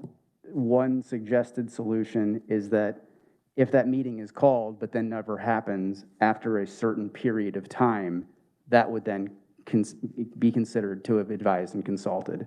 So if the meeting was requested, we went through that, but then, for instance, questions were answered and things were solved, and the committee no longer needed to have a meeting, or the committee just never scheduled one, at some point in time, the agency would then be able to move forward and have considered to advise and consulted with this committee. The period of time is a policy decision. And the way I drafted it, I just put it in and said 2 weeks, but that's just a placeholder. That's a decision for the body to make in terms of whether they want that piece to happen, that, we've requested a meeting and it didn't happen, what should be the effect of that? And then if you do want to go in that direction of, well, if a certain amount of time has lapsed, we'll say that's sufficient, deciding what that amount of time is. So what this does is if you look at I under what was passed out earlier, it took out a lot of this other, and I think it was what they were, in talking to the secretary, they were trying to do was to make this so that if you just asked a question, if we had 2 people that just asked questions, it didn't automatically, say, well, it has to go to a meeting.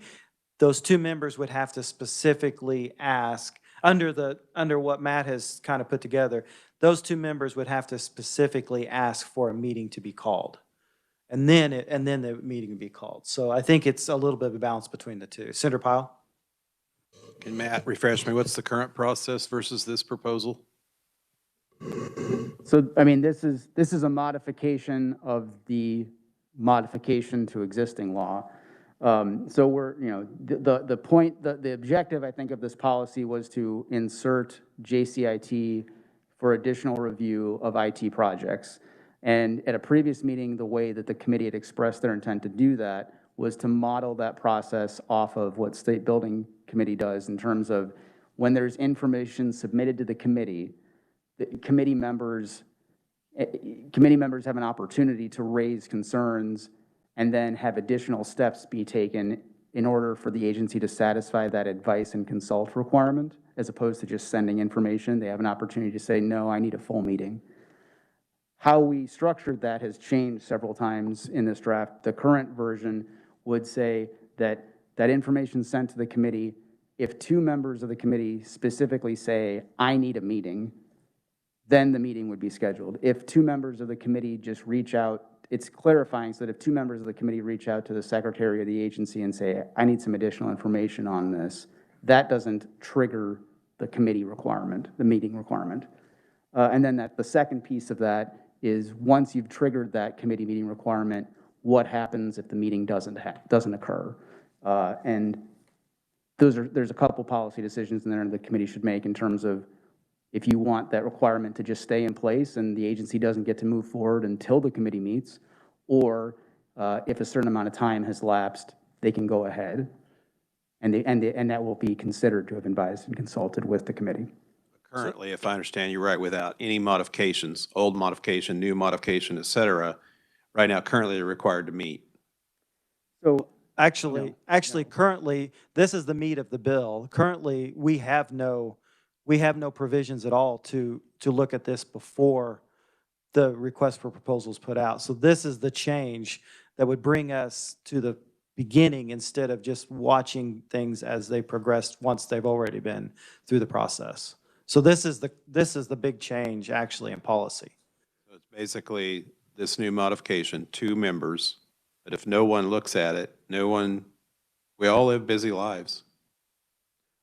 I'm just asking, I'm just trying to say, Right. what if the 2 weeks goes by and then you realize, hey, you finally, oh, that's in my mail. I mean, I'm a farmer. Yeah. And I mean, I'm lucky if I get to look at my email every 2 weeks. I mean, it's just the way the reality is. And when I go through it, it takes hours, takes time. Right. Okay? I have phone calls. I've got mail. I've got the old way of doing things. And I'm just saying is sometimes the committee stuff that's sent prior to via email isn't reviewed until, bam, I got a committee meeting tomorrow morning. I got to stay up tonight and look at all this. Okay? Well, wait a minute. The 2-week period is expired. I'm just asking questions. Right, and I understand what you're saying. What I'm trying to get at is that right now, none of that exists for JCIT. Not at all. We simply, at this point, get the projects, basically just a kind of a quarterly report of what the projects are doing. After they've already been let, the vendor's been decided, they're on their way building those projects. This change is trying to model what the building committee does, whereas they review those projects before they go into to the RFP or even I think it's request for proposal even, is it, or is it just the RFP? To put us ahead of the review instead of kind of always looking behind at what's happening. So I understand what you're saying as far as the timeline, but we had to figure out some sort of a mechanism to review those, because those do come quick, and there's a lot of them. And so we had to figure out some sort of, and this was kind of looking at how they did it for the building committee. They send out emails. The building committee knows that they could get emails anytime kind of talking about different, and we probably, I would suggest that we probably will, we already meet quarterly, JCI meets quarterly, we probably, that would maybe end up being more often, probably. But we didn't want to set, well, we're going to have a meeting every month. We didn't want to say that, because that wouldn't be, so we were trying to figure out a way to make it so that a meeting would be called and we would be able to be ahead of that. And then there may be a lot of projects that everybody looks at and says, oh, no, that's okay. I don't really need to, we don't really need to meet on that one. It just would just happen because of, kind of like a little bit like meeting minutes, sometimes we send out those and so I don't know if that answers your question for sure, but this is the meat of the bill, I feel like, in a lot of ways, because this is what gets us to where we're wanting to be to have that forward look. So. All right, thank you, Mr. Chairman. Thank you. Yep. Representative Curtis.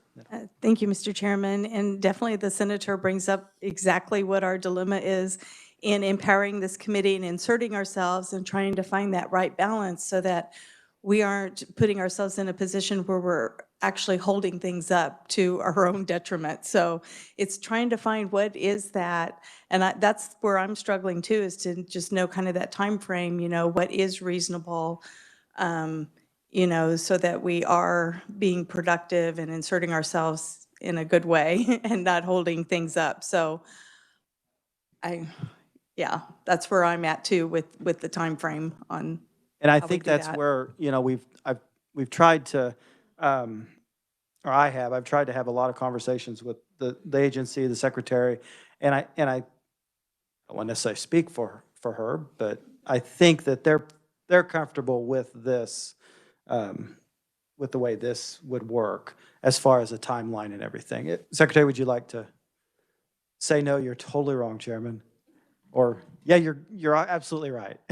So I would say that we've shared and we've talked about this concern. And so for us, having some of those triggers that say, you know, once this information is to you, there's a time period for that review and for that ability to go back or call that meeting. And then also the second half that was talked about of, and there needing to be something on that back end because currently this committee doesn't meet on a regular basis. And so that once a meeting is called, that there is a period of time that we know that that meeting is either going to occur or that activity continue to move forward. The one thing about joint buildings and what they are reviewing is they're reviewing leases and change orders over a certain amount. Please understand, because I signed each one of those, they don't stop. They actually continue to move. And so if they don't meet, it doesn't mean that that lease gets held. And so, but it has the same triggers of there's so many days, and if X, Y, and Z happens, or if X, Y, and Z doesn't happen, we still then move forward. So I think it's a balancing on both sides, but we would just like, as we look at this, to ensure that there are, you know, whatever those levers or triggers, if it's 7 days to review the first, if it's, you know, 10 business days for then that meeting to be called, or something of that nature, that there is something that ensures. I will say that, again, as we are trying to work with this, when you hear me speak, please understand this isn't me per se. Like, we have talked to our agencies because, again, 98% of these reportable projects are coming out of the executive branch agency.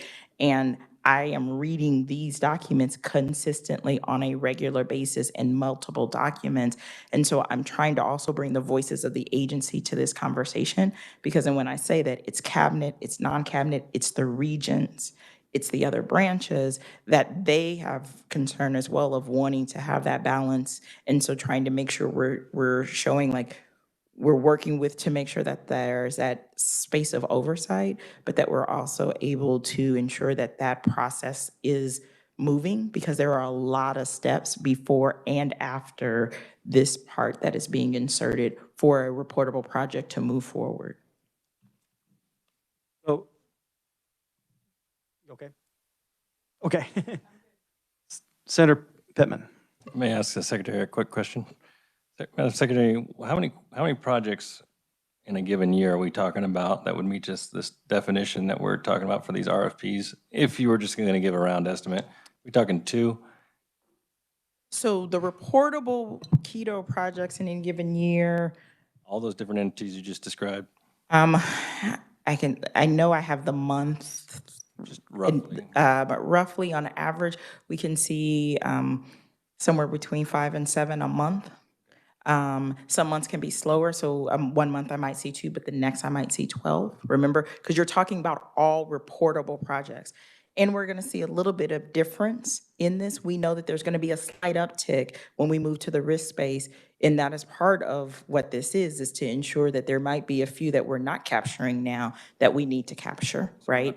Round number of 10 might be a reasonable number to use.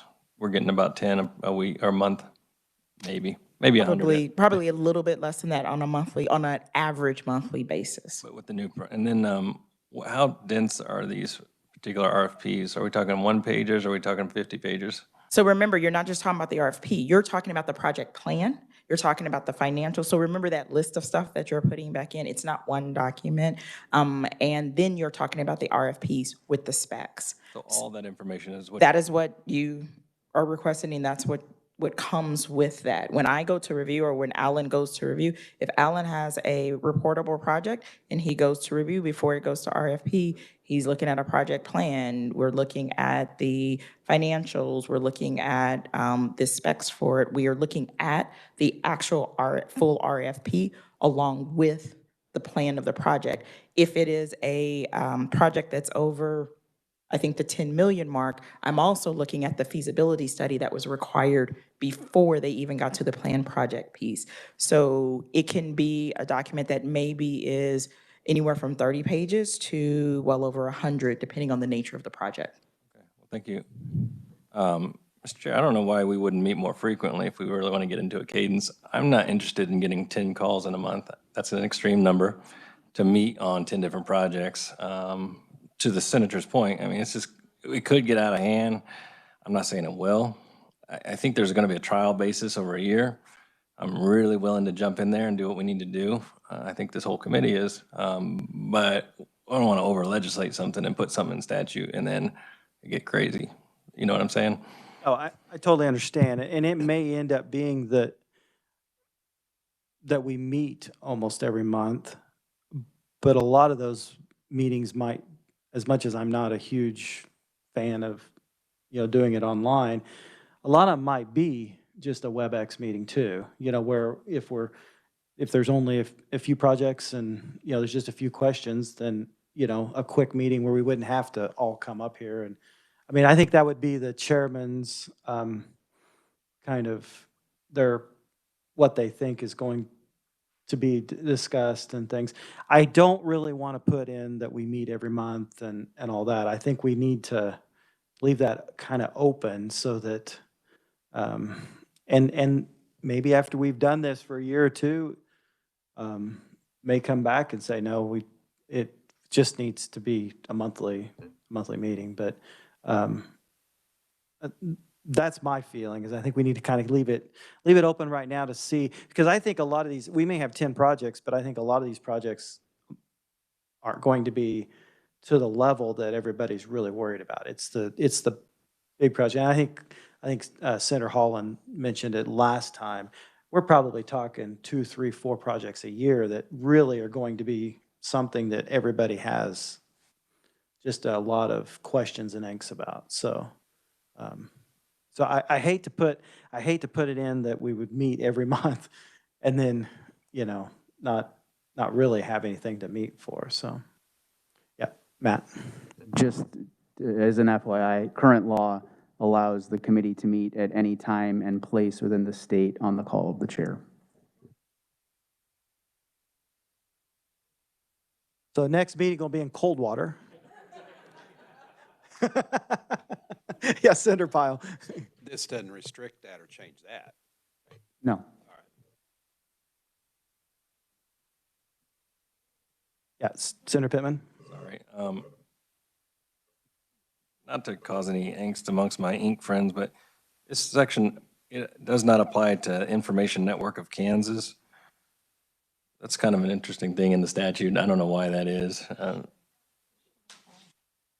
Don't know why, but. What page are you on? Page 12, bottom of the page. Does it also apply to broadband projects that are going on with infrastructure development? I just didn't know what the scope of what our purview is here. Because we're going to be doing a lot of broadband infrastructure projects with partners. I don't know how that plays into this whole thing. Matt, do you have any insight on that?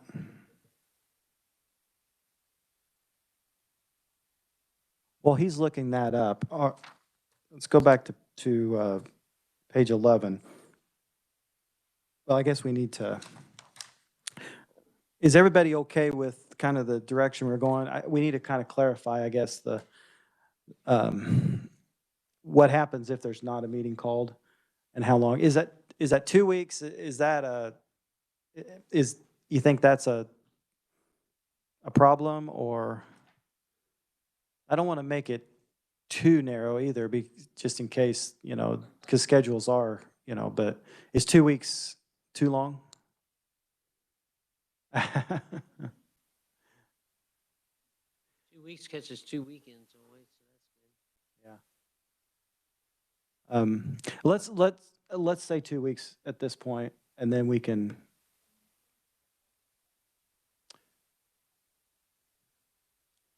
So the clock would probably start when the chairman got the second request. Well, upon actually the submit, because those requests are submitted to the director of KLRD, and then the director is then supposed to submit that. So it'd be upon the chair's receipt of that notification of those requests from the director. then the 2 weeks would start. You'd have the 7 days for the committee to review the submitted information and to determine whether they had additional questions and they wanted to have a meeting. Then they would then submit that request to the director, and then those, if there were two, would be submitted to the chair. The chair would then have a 2-week period for a meeting to occur, not to be called, but for a meeting to occur. If that meeting did not occur within 2 weeks, again, this is how I just drafted, time can change. If the meeting did not occur within that 2-week period, then it would be, the agency would be considered to have advised and consulted with this committee and could move forward.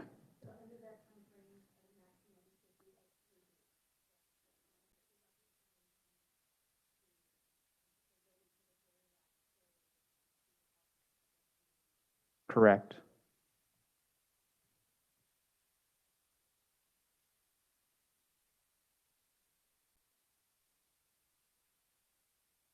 So that was not in the original draft. That was after additional discussions during the break that I had. It's not even, it's just, I've jotted down some notes to make additional revisions, but. And I think that probably is a good idea, because we need to make sure that, that a chairman doesn't just decide, hey, I don't like this project, so I'm just gonna not have a meeting, And I don't know, maybe it's a good idea, I don't know, but. Could work in reverse of that too. I like this and I'm not gonna call a meeting, so we'll get it approved and let them go on. Well, yeah, that's true too. Yeah, so. Yeah, could go either way. Let's do 2 weeks at this point. Let's just say 2 weeks, and then, like I said, this is going to be looked at in our committees, whatever committee we decide, and if by that time then a different time period is decided, then maybe we can change it. So, okay, so are we all good with that? All right. Okay, so now we'll go on to page 12. And Matt, the question that Senator Pittman asked.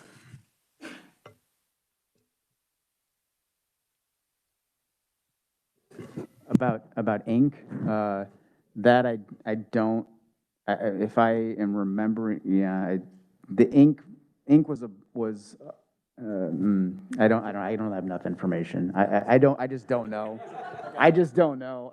Something was done with ink a long time ago that I don't know the answer to. And So understanding secretary in does. statute, while ink is referenced in various places in statute, ink itself is not a state agency. And so it may have been written into this original legislation because it is referenced in different places in statutes to do certain functions and remember, it was written in many, many, many moons ago, and it was written into statutes to have the ability to do certain things as a quasi-governmental partner, but it is not a state agency. And so it and its projects are not governed by IT reportable projects. That said, if I am a state agency and I work with Inc., if my project meets the definition, then the project still has to go through. But Inc. as a body, that entity is not a state agency. So that may be a piece of it. We're on the question, what about the second part? Broadband infrastructure, 911 upgrade projects, big projects that also are risky and cost a lot. Do those fall under this? Yeah, but I think most of those projects are going to be local projects. I mean, your broadband project is going to be a local.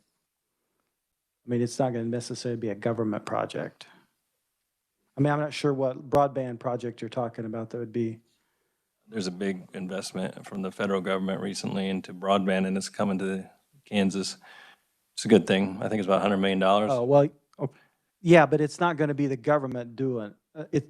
I mean, that money's going to go to private entities to do those projects. So no government oversight over those? Oh, yeah. I think we're probably getting into a huge another issue with that. So hold that under, yeah. Senator Tyson. Thank you, Mr. Chairman, but that does bring up a point with Inc. especially. We do have this quote-unquote public-private relationship, and that contract or that work does not go out for bid, does it, for Inc.?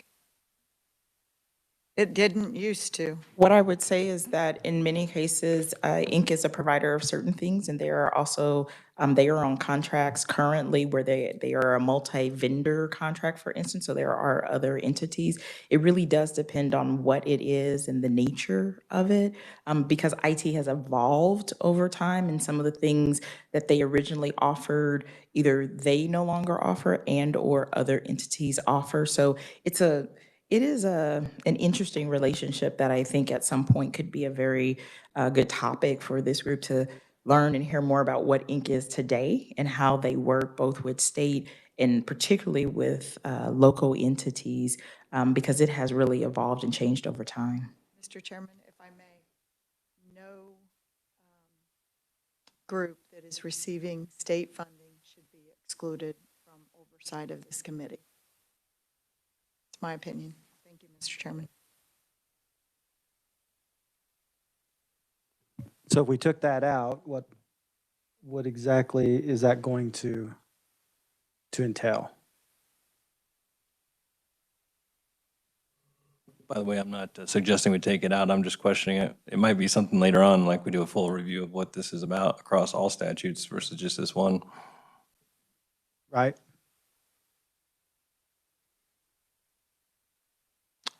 Yeah, Secretary, go ahead. I would agree with that because I don't know the implications of, because as a non-governmental entity, I don't know how we would have the ability to, again, when a state entity is working with Inc. on a project, we have the means by which we can do that oversight like we have currently. So I'm not quite sure how we would do that otherwise, which is why I think what Senator Pittman mentioned is that it might need a little bit more research to understand the implications or ramifications of the how and what that looks like. Because from our side, I don't know that I fully understand as well. Senator Tyson. Mr. Chairman, thank you. We have ran into this in other situations where there's exclusions in statutes where certain things can't be audited because they're private industry. I get that. But the thing is, they're doing business with the state. They should, okay, so that's a question for what we're working on. Is it just the departments and agencies that will come and present, or will vendors that are contracting with the state be responsible for these guidelines also? I would think it's probably just the agencies under the way this is written.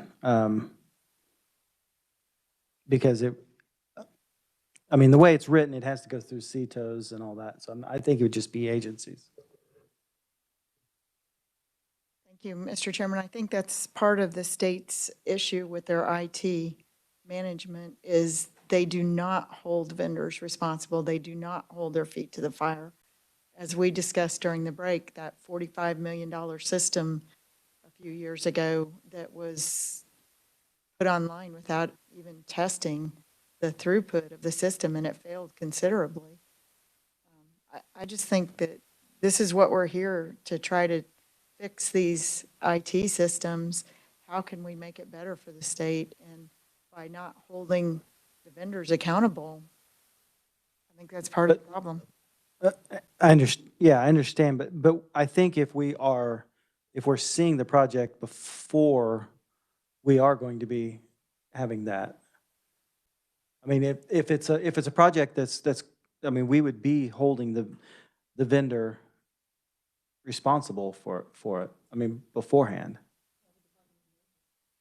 Well, I know, but they have to come to us about that project. So, I'm not sure. Yes, Senator Pittman. See both sides of you, and I think obviously there are vendors that do some important services for the state, and I don't think this bill covers their continuing operations and the auditability and what their processes are. It's really about when an agency goes out and establishes a new thing, right?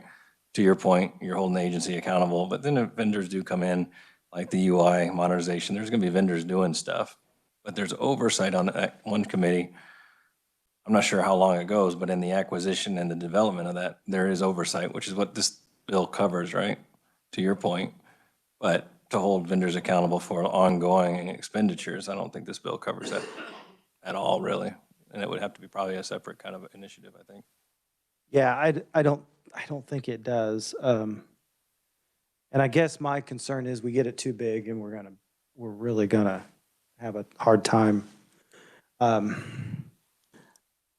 like to get us at least started on having some oversight beforehand, and then we could, look at other things as we progress and knowing how it works and how things go. But I appreciate bringing that up.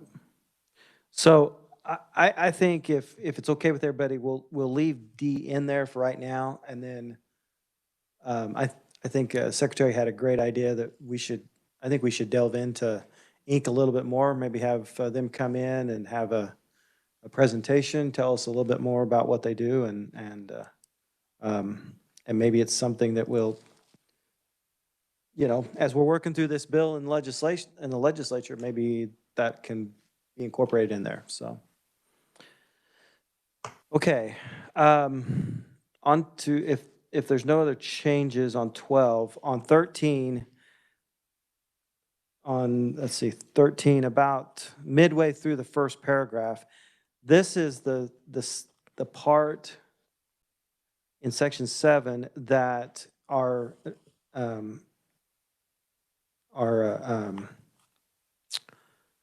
auditors were talking about. So if you read this in right after it says KSA 7209, it says amendments there too. It says the legislative chief information technology officer shall review all the estimates, amendments, revisions there too. In talking to Alan and talking to the secretary, I think that the reason this was put in was to try to get more information to us as a committee. So the legislative CETO was supposed to try to look at all this information, bring back to us, say, hey, I'm seeing this project that is happening with, Department of Labor, whatever. I think you need to look at it. If we are already in the beforehand, we're already looking at it, I don't think this is needed, and really the legislative chief, CETO, doesn't have the resources to look at it anyway. So we were kind of, I don't want to take it out necessarily, but I think if we just put the respective CETO officers or some sort of language that just talked about each one, because what's going to happen is each one of those CETOs, if it's the executive, if it's the legislative, or if it's the judicial, they're going to be the ones responsible for coming to us to talk about those projects. So this would fit in, I think. So Matt, kind of however language you think would, and that would actually kind of fix that issue that was in that audit. So does that sound okay to everybody? Yeah. Representative Curtis. Sorry about that. You're on page 13, right? Right. Section 8 there. Okay, so you're just talking about just removing the legislative reference there, just saying the respective chief information. Okay, gotcha. Right, yes. Mm-hmm.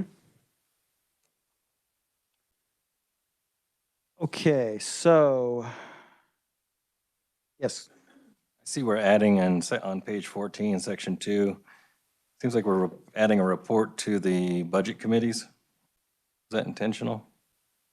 Yes. We want to actually go have the CETOs present to the budget committees as a statute piece?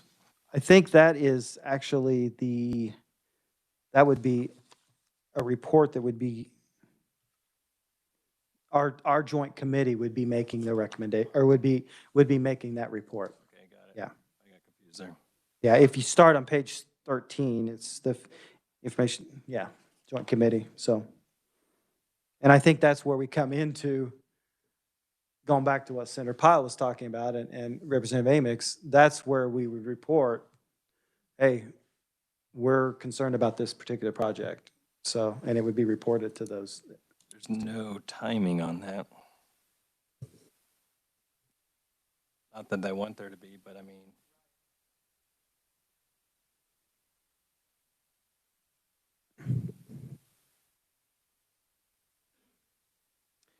I'm not sure that that reporting may be, there may be multiple reports throughout the year.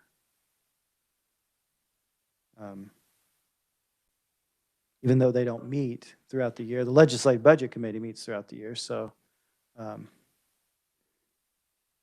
maybe so, you know, that might be a change, Matt, that we maybe need to make. Maybe it needs to say Legislative Budget Committees or Senate Standing Committee and House, just so we take into account if we need to report to them, the Legislative Budget Committee, between session. That would be the Legislative Budget Committee. That's those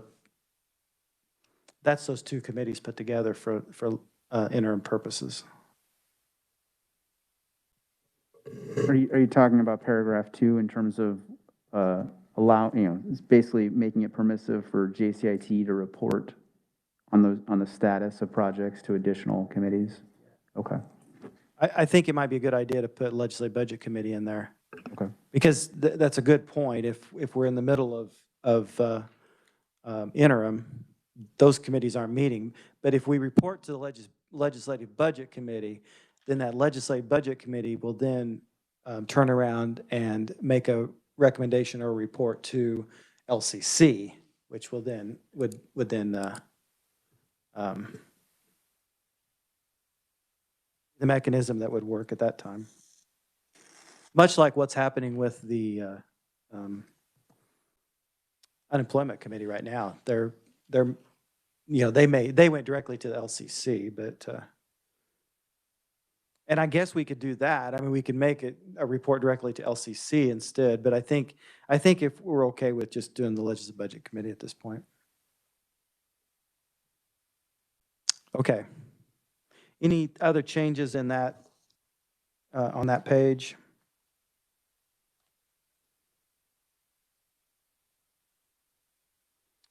And then, so now we're going into, on page 15, we're going into the cybersecurity changes.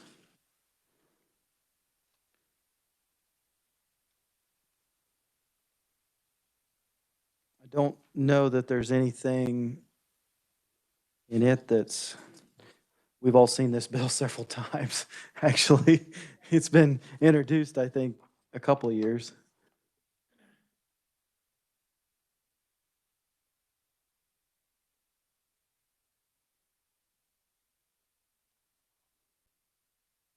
Yeah, Senator Pittman. My only question that came up after I got through this was on page 20 on section, I guess it's new section C. It says to have prepared a financial summary identifying cybersecurity expenditures addressing the findings of the self-assessment. Is that meant that each agency is supposed to figure out how much it's going to cost to address any cybersecurity gaps? Is that what that's about? I'm gonna ask the secretary to come up or because this is a little bit more of their project. The idea is there that, yes, that there's some type of assessment of either it's actually a both. Sometimes in the self-reports, they'll be able to demonstrate what they have done and what they have spent, or where some of those gaps or financials may be. In this, because we've done a little bit of this when we tried to do it last time, it's not necessarily like an exact amount of a project or something of that nature, but being able to have an understanding of kind of a bit of scale of where some of those gaps and the financial impact is an important piece of it. So yes, that said, one of the things of how all of this is structured and how we have executed this work when we did this the very first time is also leveraging the Kansas Information Security Office, the KSO's office, into that space to be able to provide some of those parameters and information to assist the agencies. So the only thing, it just kind of sticks out, that financial summary, I guess it's because we're the budget. Is that the only reason we're putting this in the statute? Seems like there's a lot of different things that could be factored into addressing particular cybersecurity pieces, you know, kind of all the different pieces that come together as we discussed on the cybersecurity task force. There's a lot of different factors that can be played in. And I just don't know if somebody could really come up with all the financial aspects of what it takes to really address all cybersecurity issues that are identified in a cybersecurity audit report. So it's not, and again, part of it is the way the self-assessment. That said, understanding that that the cross-outs are us kind of trying to clean up the language. This pieces of this was already here. And so if you take out the strike-throughs, there was already some type of report that needed to go to the budget committees. What we were trying to do was to try to clean it up because it actually read much broader. It was like cybersecurity assessment. We have streamlined into a self-assessment that has certain categories in certain areas. It's the one that we executed last year. And so we were actually trying to give it even tighter parameters to help with that without striking the whole thing. Because this already existed for there to be some type of it, but it was written so broadly, prepare a summary of your cybersecurity assessment, right? So we were actually trying to, as you're commenting, tighten it to say, based on the self-assessment, which has some clear categories, the self-assessment not only has clear categories, it talks about mitigation steps for that, which has some kind of nice fit of this type of mitigation usually uses this type of system that could be in this type of range. So we were trying to actually make it tighter so that they could do something that was more accurate and maybe appropriate, because as written, if you make no changes to it, it reads prepare or have prepared it's like a summary of the cybersecurity. It's very broad, and then it's supposed to go to those budget committees, and it was unclear and vague and probably not helpful. So there's probably, we could tweak the language in there, but trying to make it so that it was something that was helpful in that space. Yeah, Mr. Chair, and I can understand that, and that's fine by me, but I think that it doesn't really go as far as I'd want to in terms of a cybersecurity approach and strategy and all that. I think that we're narrowing it down, we're coming up with some easier ways for them to dollarize this for the agencies, but it leaves things on the table where we need to take some serious action on cybersecurity in the state. And I don't know, this piece is fine in terms of narrowing it, but I hope we can go further with it on a subsequent series of steps in legislation. Thanks, Mr. Chair. Okay. Any other questions on the bill? Okay. So I think, Matt, we've got a working, something you can work with, hopefully, to put something together. And as I had mentioned earlier, my intention would be to have a meeting that first week of our session in order to look this over, kind of get a consensus, and then we'll hopefully we could submit it as a committee bill, and that way it kind of has some teeth behind it, hopefully. So, yeah, Senator Tyson. Thank you, Mr. Chairman. I think it's a good discussion as to where we. Yeah. Right, and that's where I was going to go to. Under the committee comments and recommendations. Yes, one of the things let's start off with is where we think we would want to have this to go. Senate Transportation. We got the guy right here. That's one option.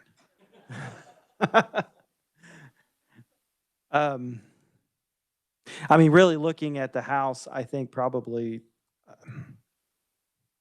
I don't know, appropriations might be the place, but I don't know. Does anybody else have any other ideas on the House and also we would probably, and we can kind of decide this, I guess, in January, but we'd also want to decide if we're going to start in the Senate or the House or, I don't want to start on both sides because that just makes it complicated, so. I think starting on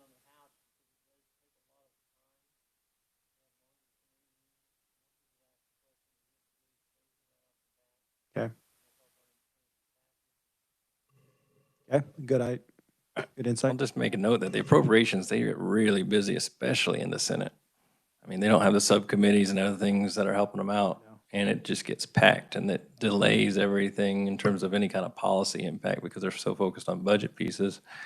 Fed and state's an opportunity because we are dealing with a statewide issue that we're dealing with.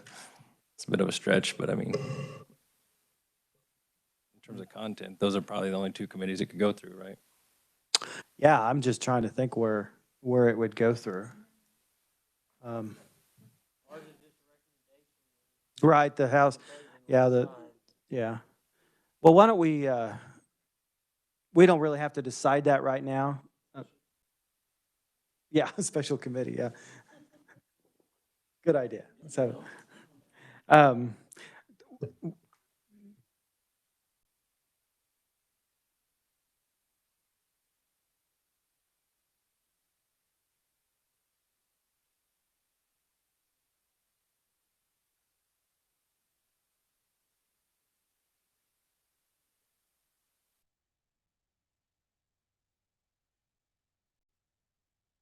right.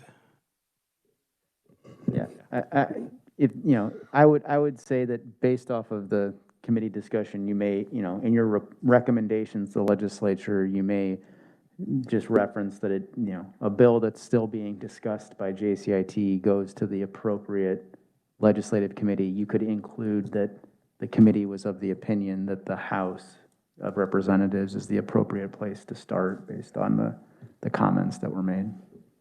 In our report that we'll do before actually we meet again. Okay. So does that sound okay with everybody? We do it that way where we don't necessarily say what committee we think it should go to, but we think it should start in the House. Yeah, they'll make that decision anyway. So, okay, James, that sound good? Okay. All right, so now let's, going back, and I know we're going a little over what I thought we would, but we've had some great discussion. Going back to create our report, are there any other recommendations? Thank you. Thank you. Are there any other recommendations that you'd like to see in the report?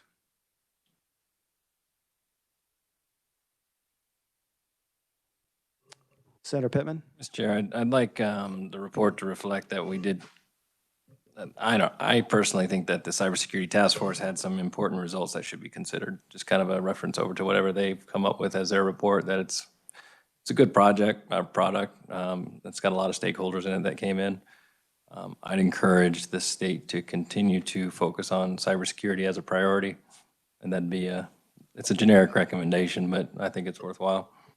Yeah, we could do that. As a committee, we encourage continue cybersecurity subcommittee or just emphasis. What was how'd you say that? I don't know what I said. I can't repeat it. James, did you kind of get what he said? Yeah, continue to make it a priority for the state. Yeah, priority for the state. There we go. And then the other thing that I think Senator Tyson brought up was that there is some benefit to these oversight committees like the Modernization Committee. And it would be my opinion that we can at least recognize that there was some value had for whatever, however it came about, there was value to be had in terms of the oversight approach to that particular effort. I don't know if the whole committee really can weigh in on that. That's a personal opinion, but I think there was value to be had there. There are some things that changed and some things that keep the same, but I think there was some value to be had. I totally agree. I think that goes to our point of this bill is that, I think if we could make a statement as far as that the committee feels like that that oversight committee, did show that there is real value in the legislature being ahead of these projects, seeing these projects beforehand, to something like to that effect. Representative Curtis.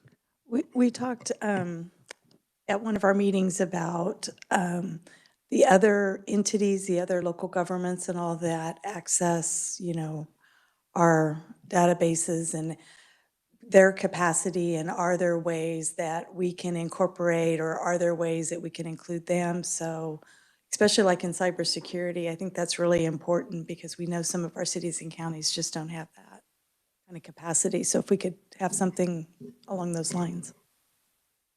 That makes sense. Yeah, go ahead, James. If you could clarify for me, please, you would want local entities to be more involved with the state's cybersecurity training? I would think I would switch that. I would see if there's ways that the state could assist our local units of government as they work through and as they interface with us. So I would say that our recommendation would be more that that we need to continue to study that possibility. Right. And yeah. Do we want to put something about the discussion we were having as far as with ink and with vendors, and do we want to put something as far as that we encourage more? Senator Tyson, do you have a language idea on that? Thank you, Mr. Chairman. I would just encourage that we have a more active, robust conversation with the vendors also, and that there's oversight, that this committee isn't just getting the rose-colored glasses picture of a project. That's what we're trying to avoid here. So I would also ask, since you're taking comments, is that Representative Curtis brought up a good point and a reminder that the K through 12 security systems and IT systems, that should probably be part of this also. Thank you, Mr. Chairman. Yes, thank you for reminding me. That is definitely one thing we want to, I think we want to, the Department of Education needs to be providing more not oversight, but more education and help to local school districts on their IT. I would, even more than so just cybersecurity, their whole IT projects. So that's definitely something. Senator Peterson. There was a recommendation in that post audit that we reviewed, I believe, at the last meeting, requesting that, making it State Board of Education put some guidelines down for their K-12, that we may see if we can make that recommendation that they had. Yeah, that would be a good spot, James, as you write that, to look at what that audit looked at. Because we've run into that in other committees too. So that's, something I do think we really need to push for. Anything else? Yes, Representative Curtis. I know on one of our previous reports, we talked about the need for making sure that we're exploring ways to develop our talent pool so I don't know that we did specifically anything, but I know on all these reports, like, we're hearing back things that initiatives that they're doing. So I don't know if it helps mentioning that, continued efforts to make sure that we're developing a talent pool for security, for internet. Okay.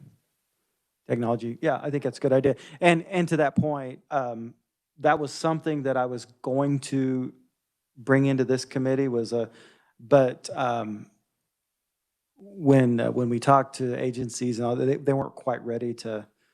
So that'll be hopefully something that we can look at next year, or this next interim. So, anything else? Alan, do you have anything?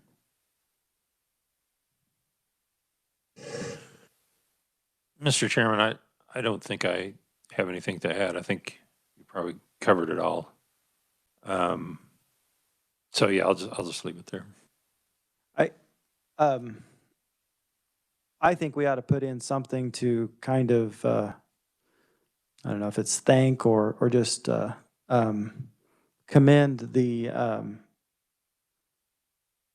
legislative IT for their work this last session to get us up and going, get WebEx moving, just all the changes that they have made, and I don't know, some sort of a thank them and commend them for the work that they've done.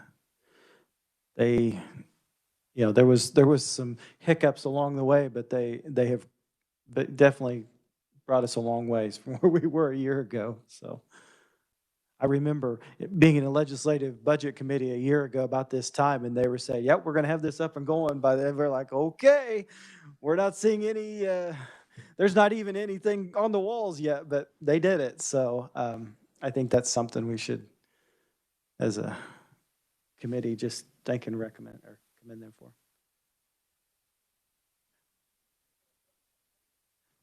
I'm sure that'll be coming along. Anything else that anybody has for the recommendations? Okay.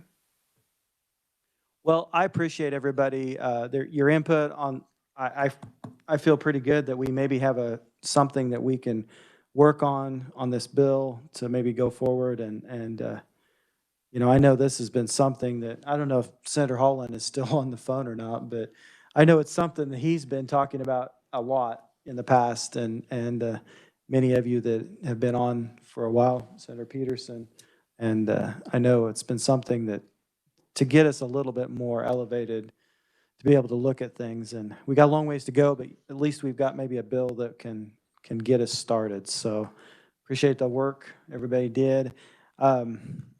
Again, if be watching, because we will try to have a meeting the first part of the session to, and then we'll also, I don't know if that would be the appropriate time to, we may just go ahead and have election meetings at that time too.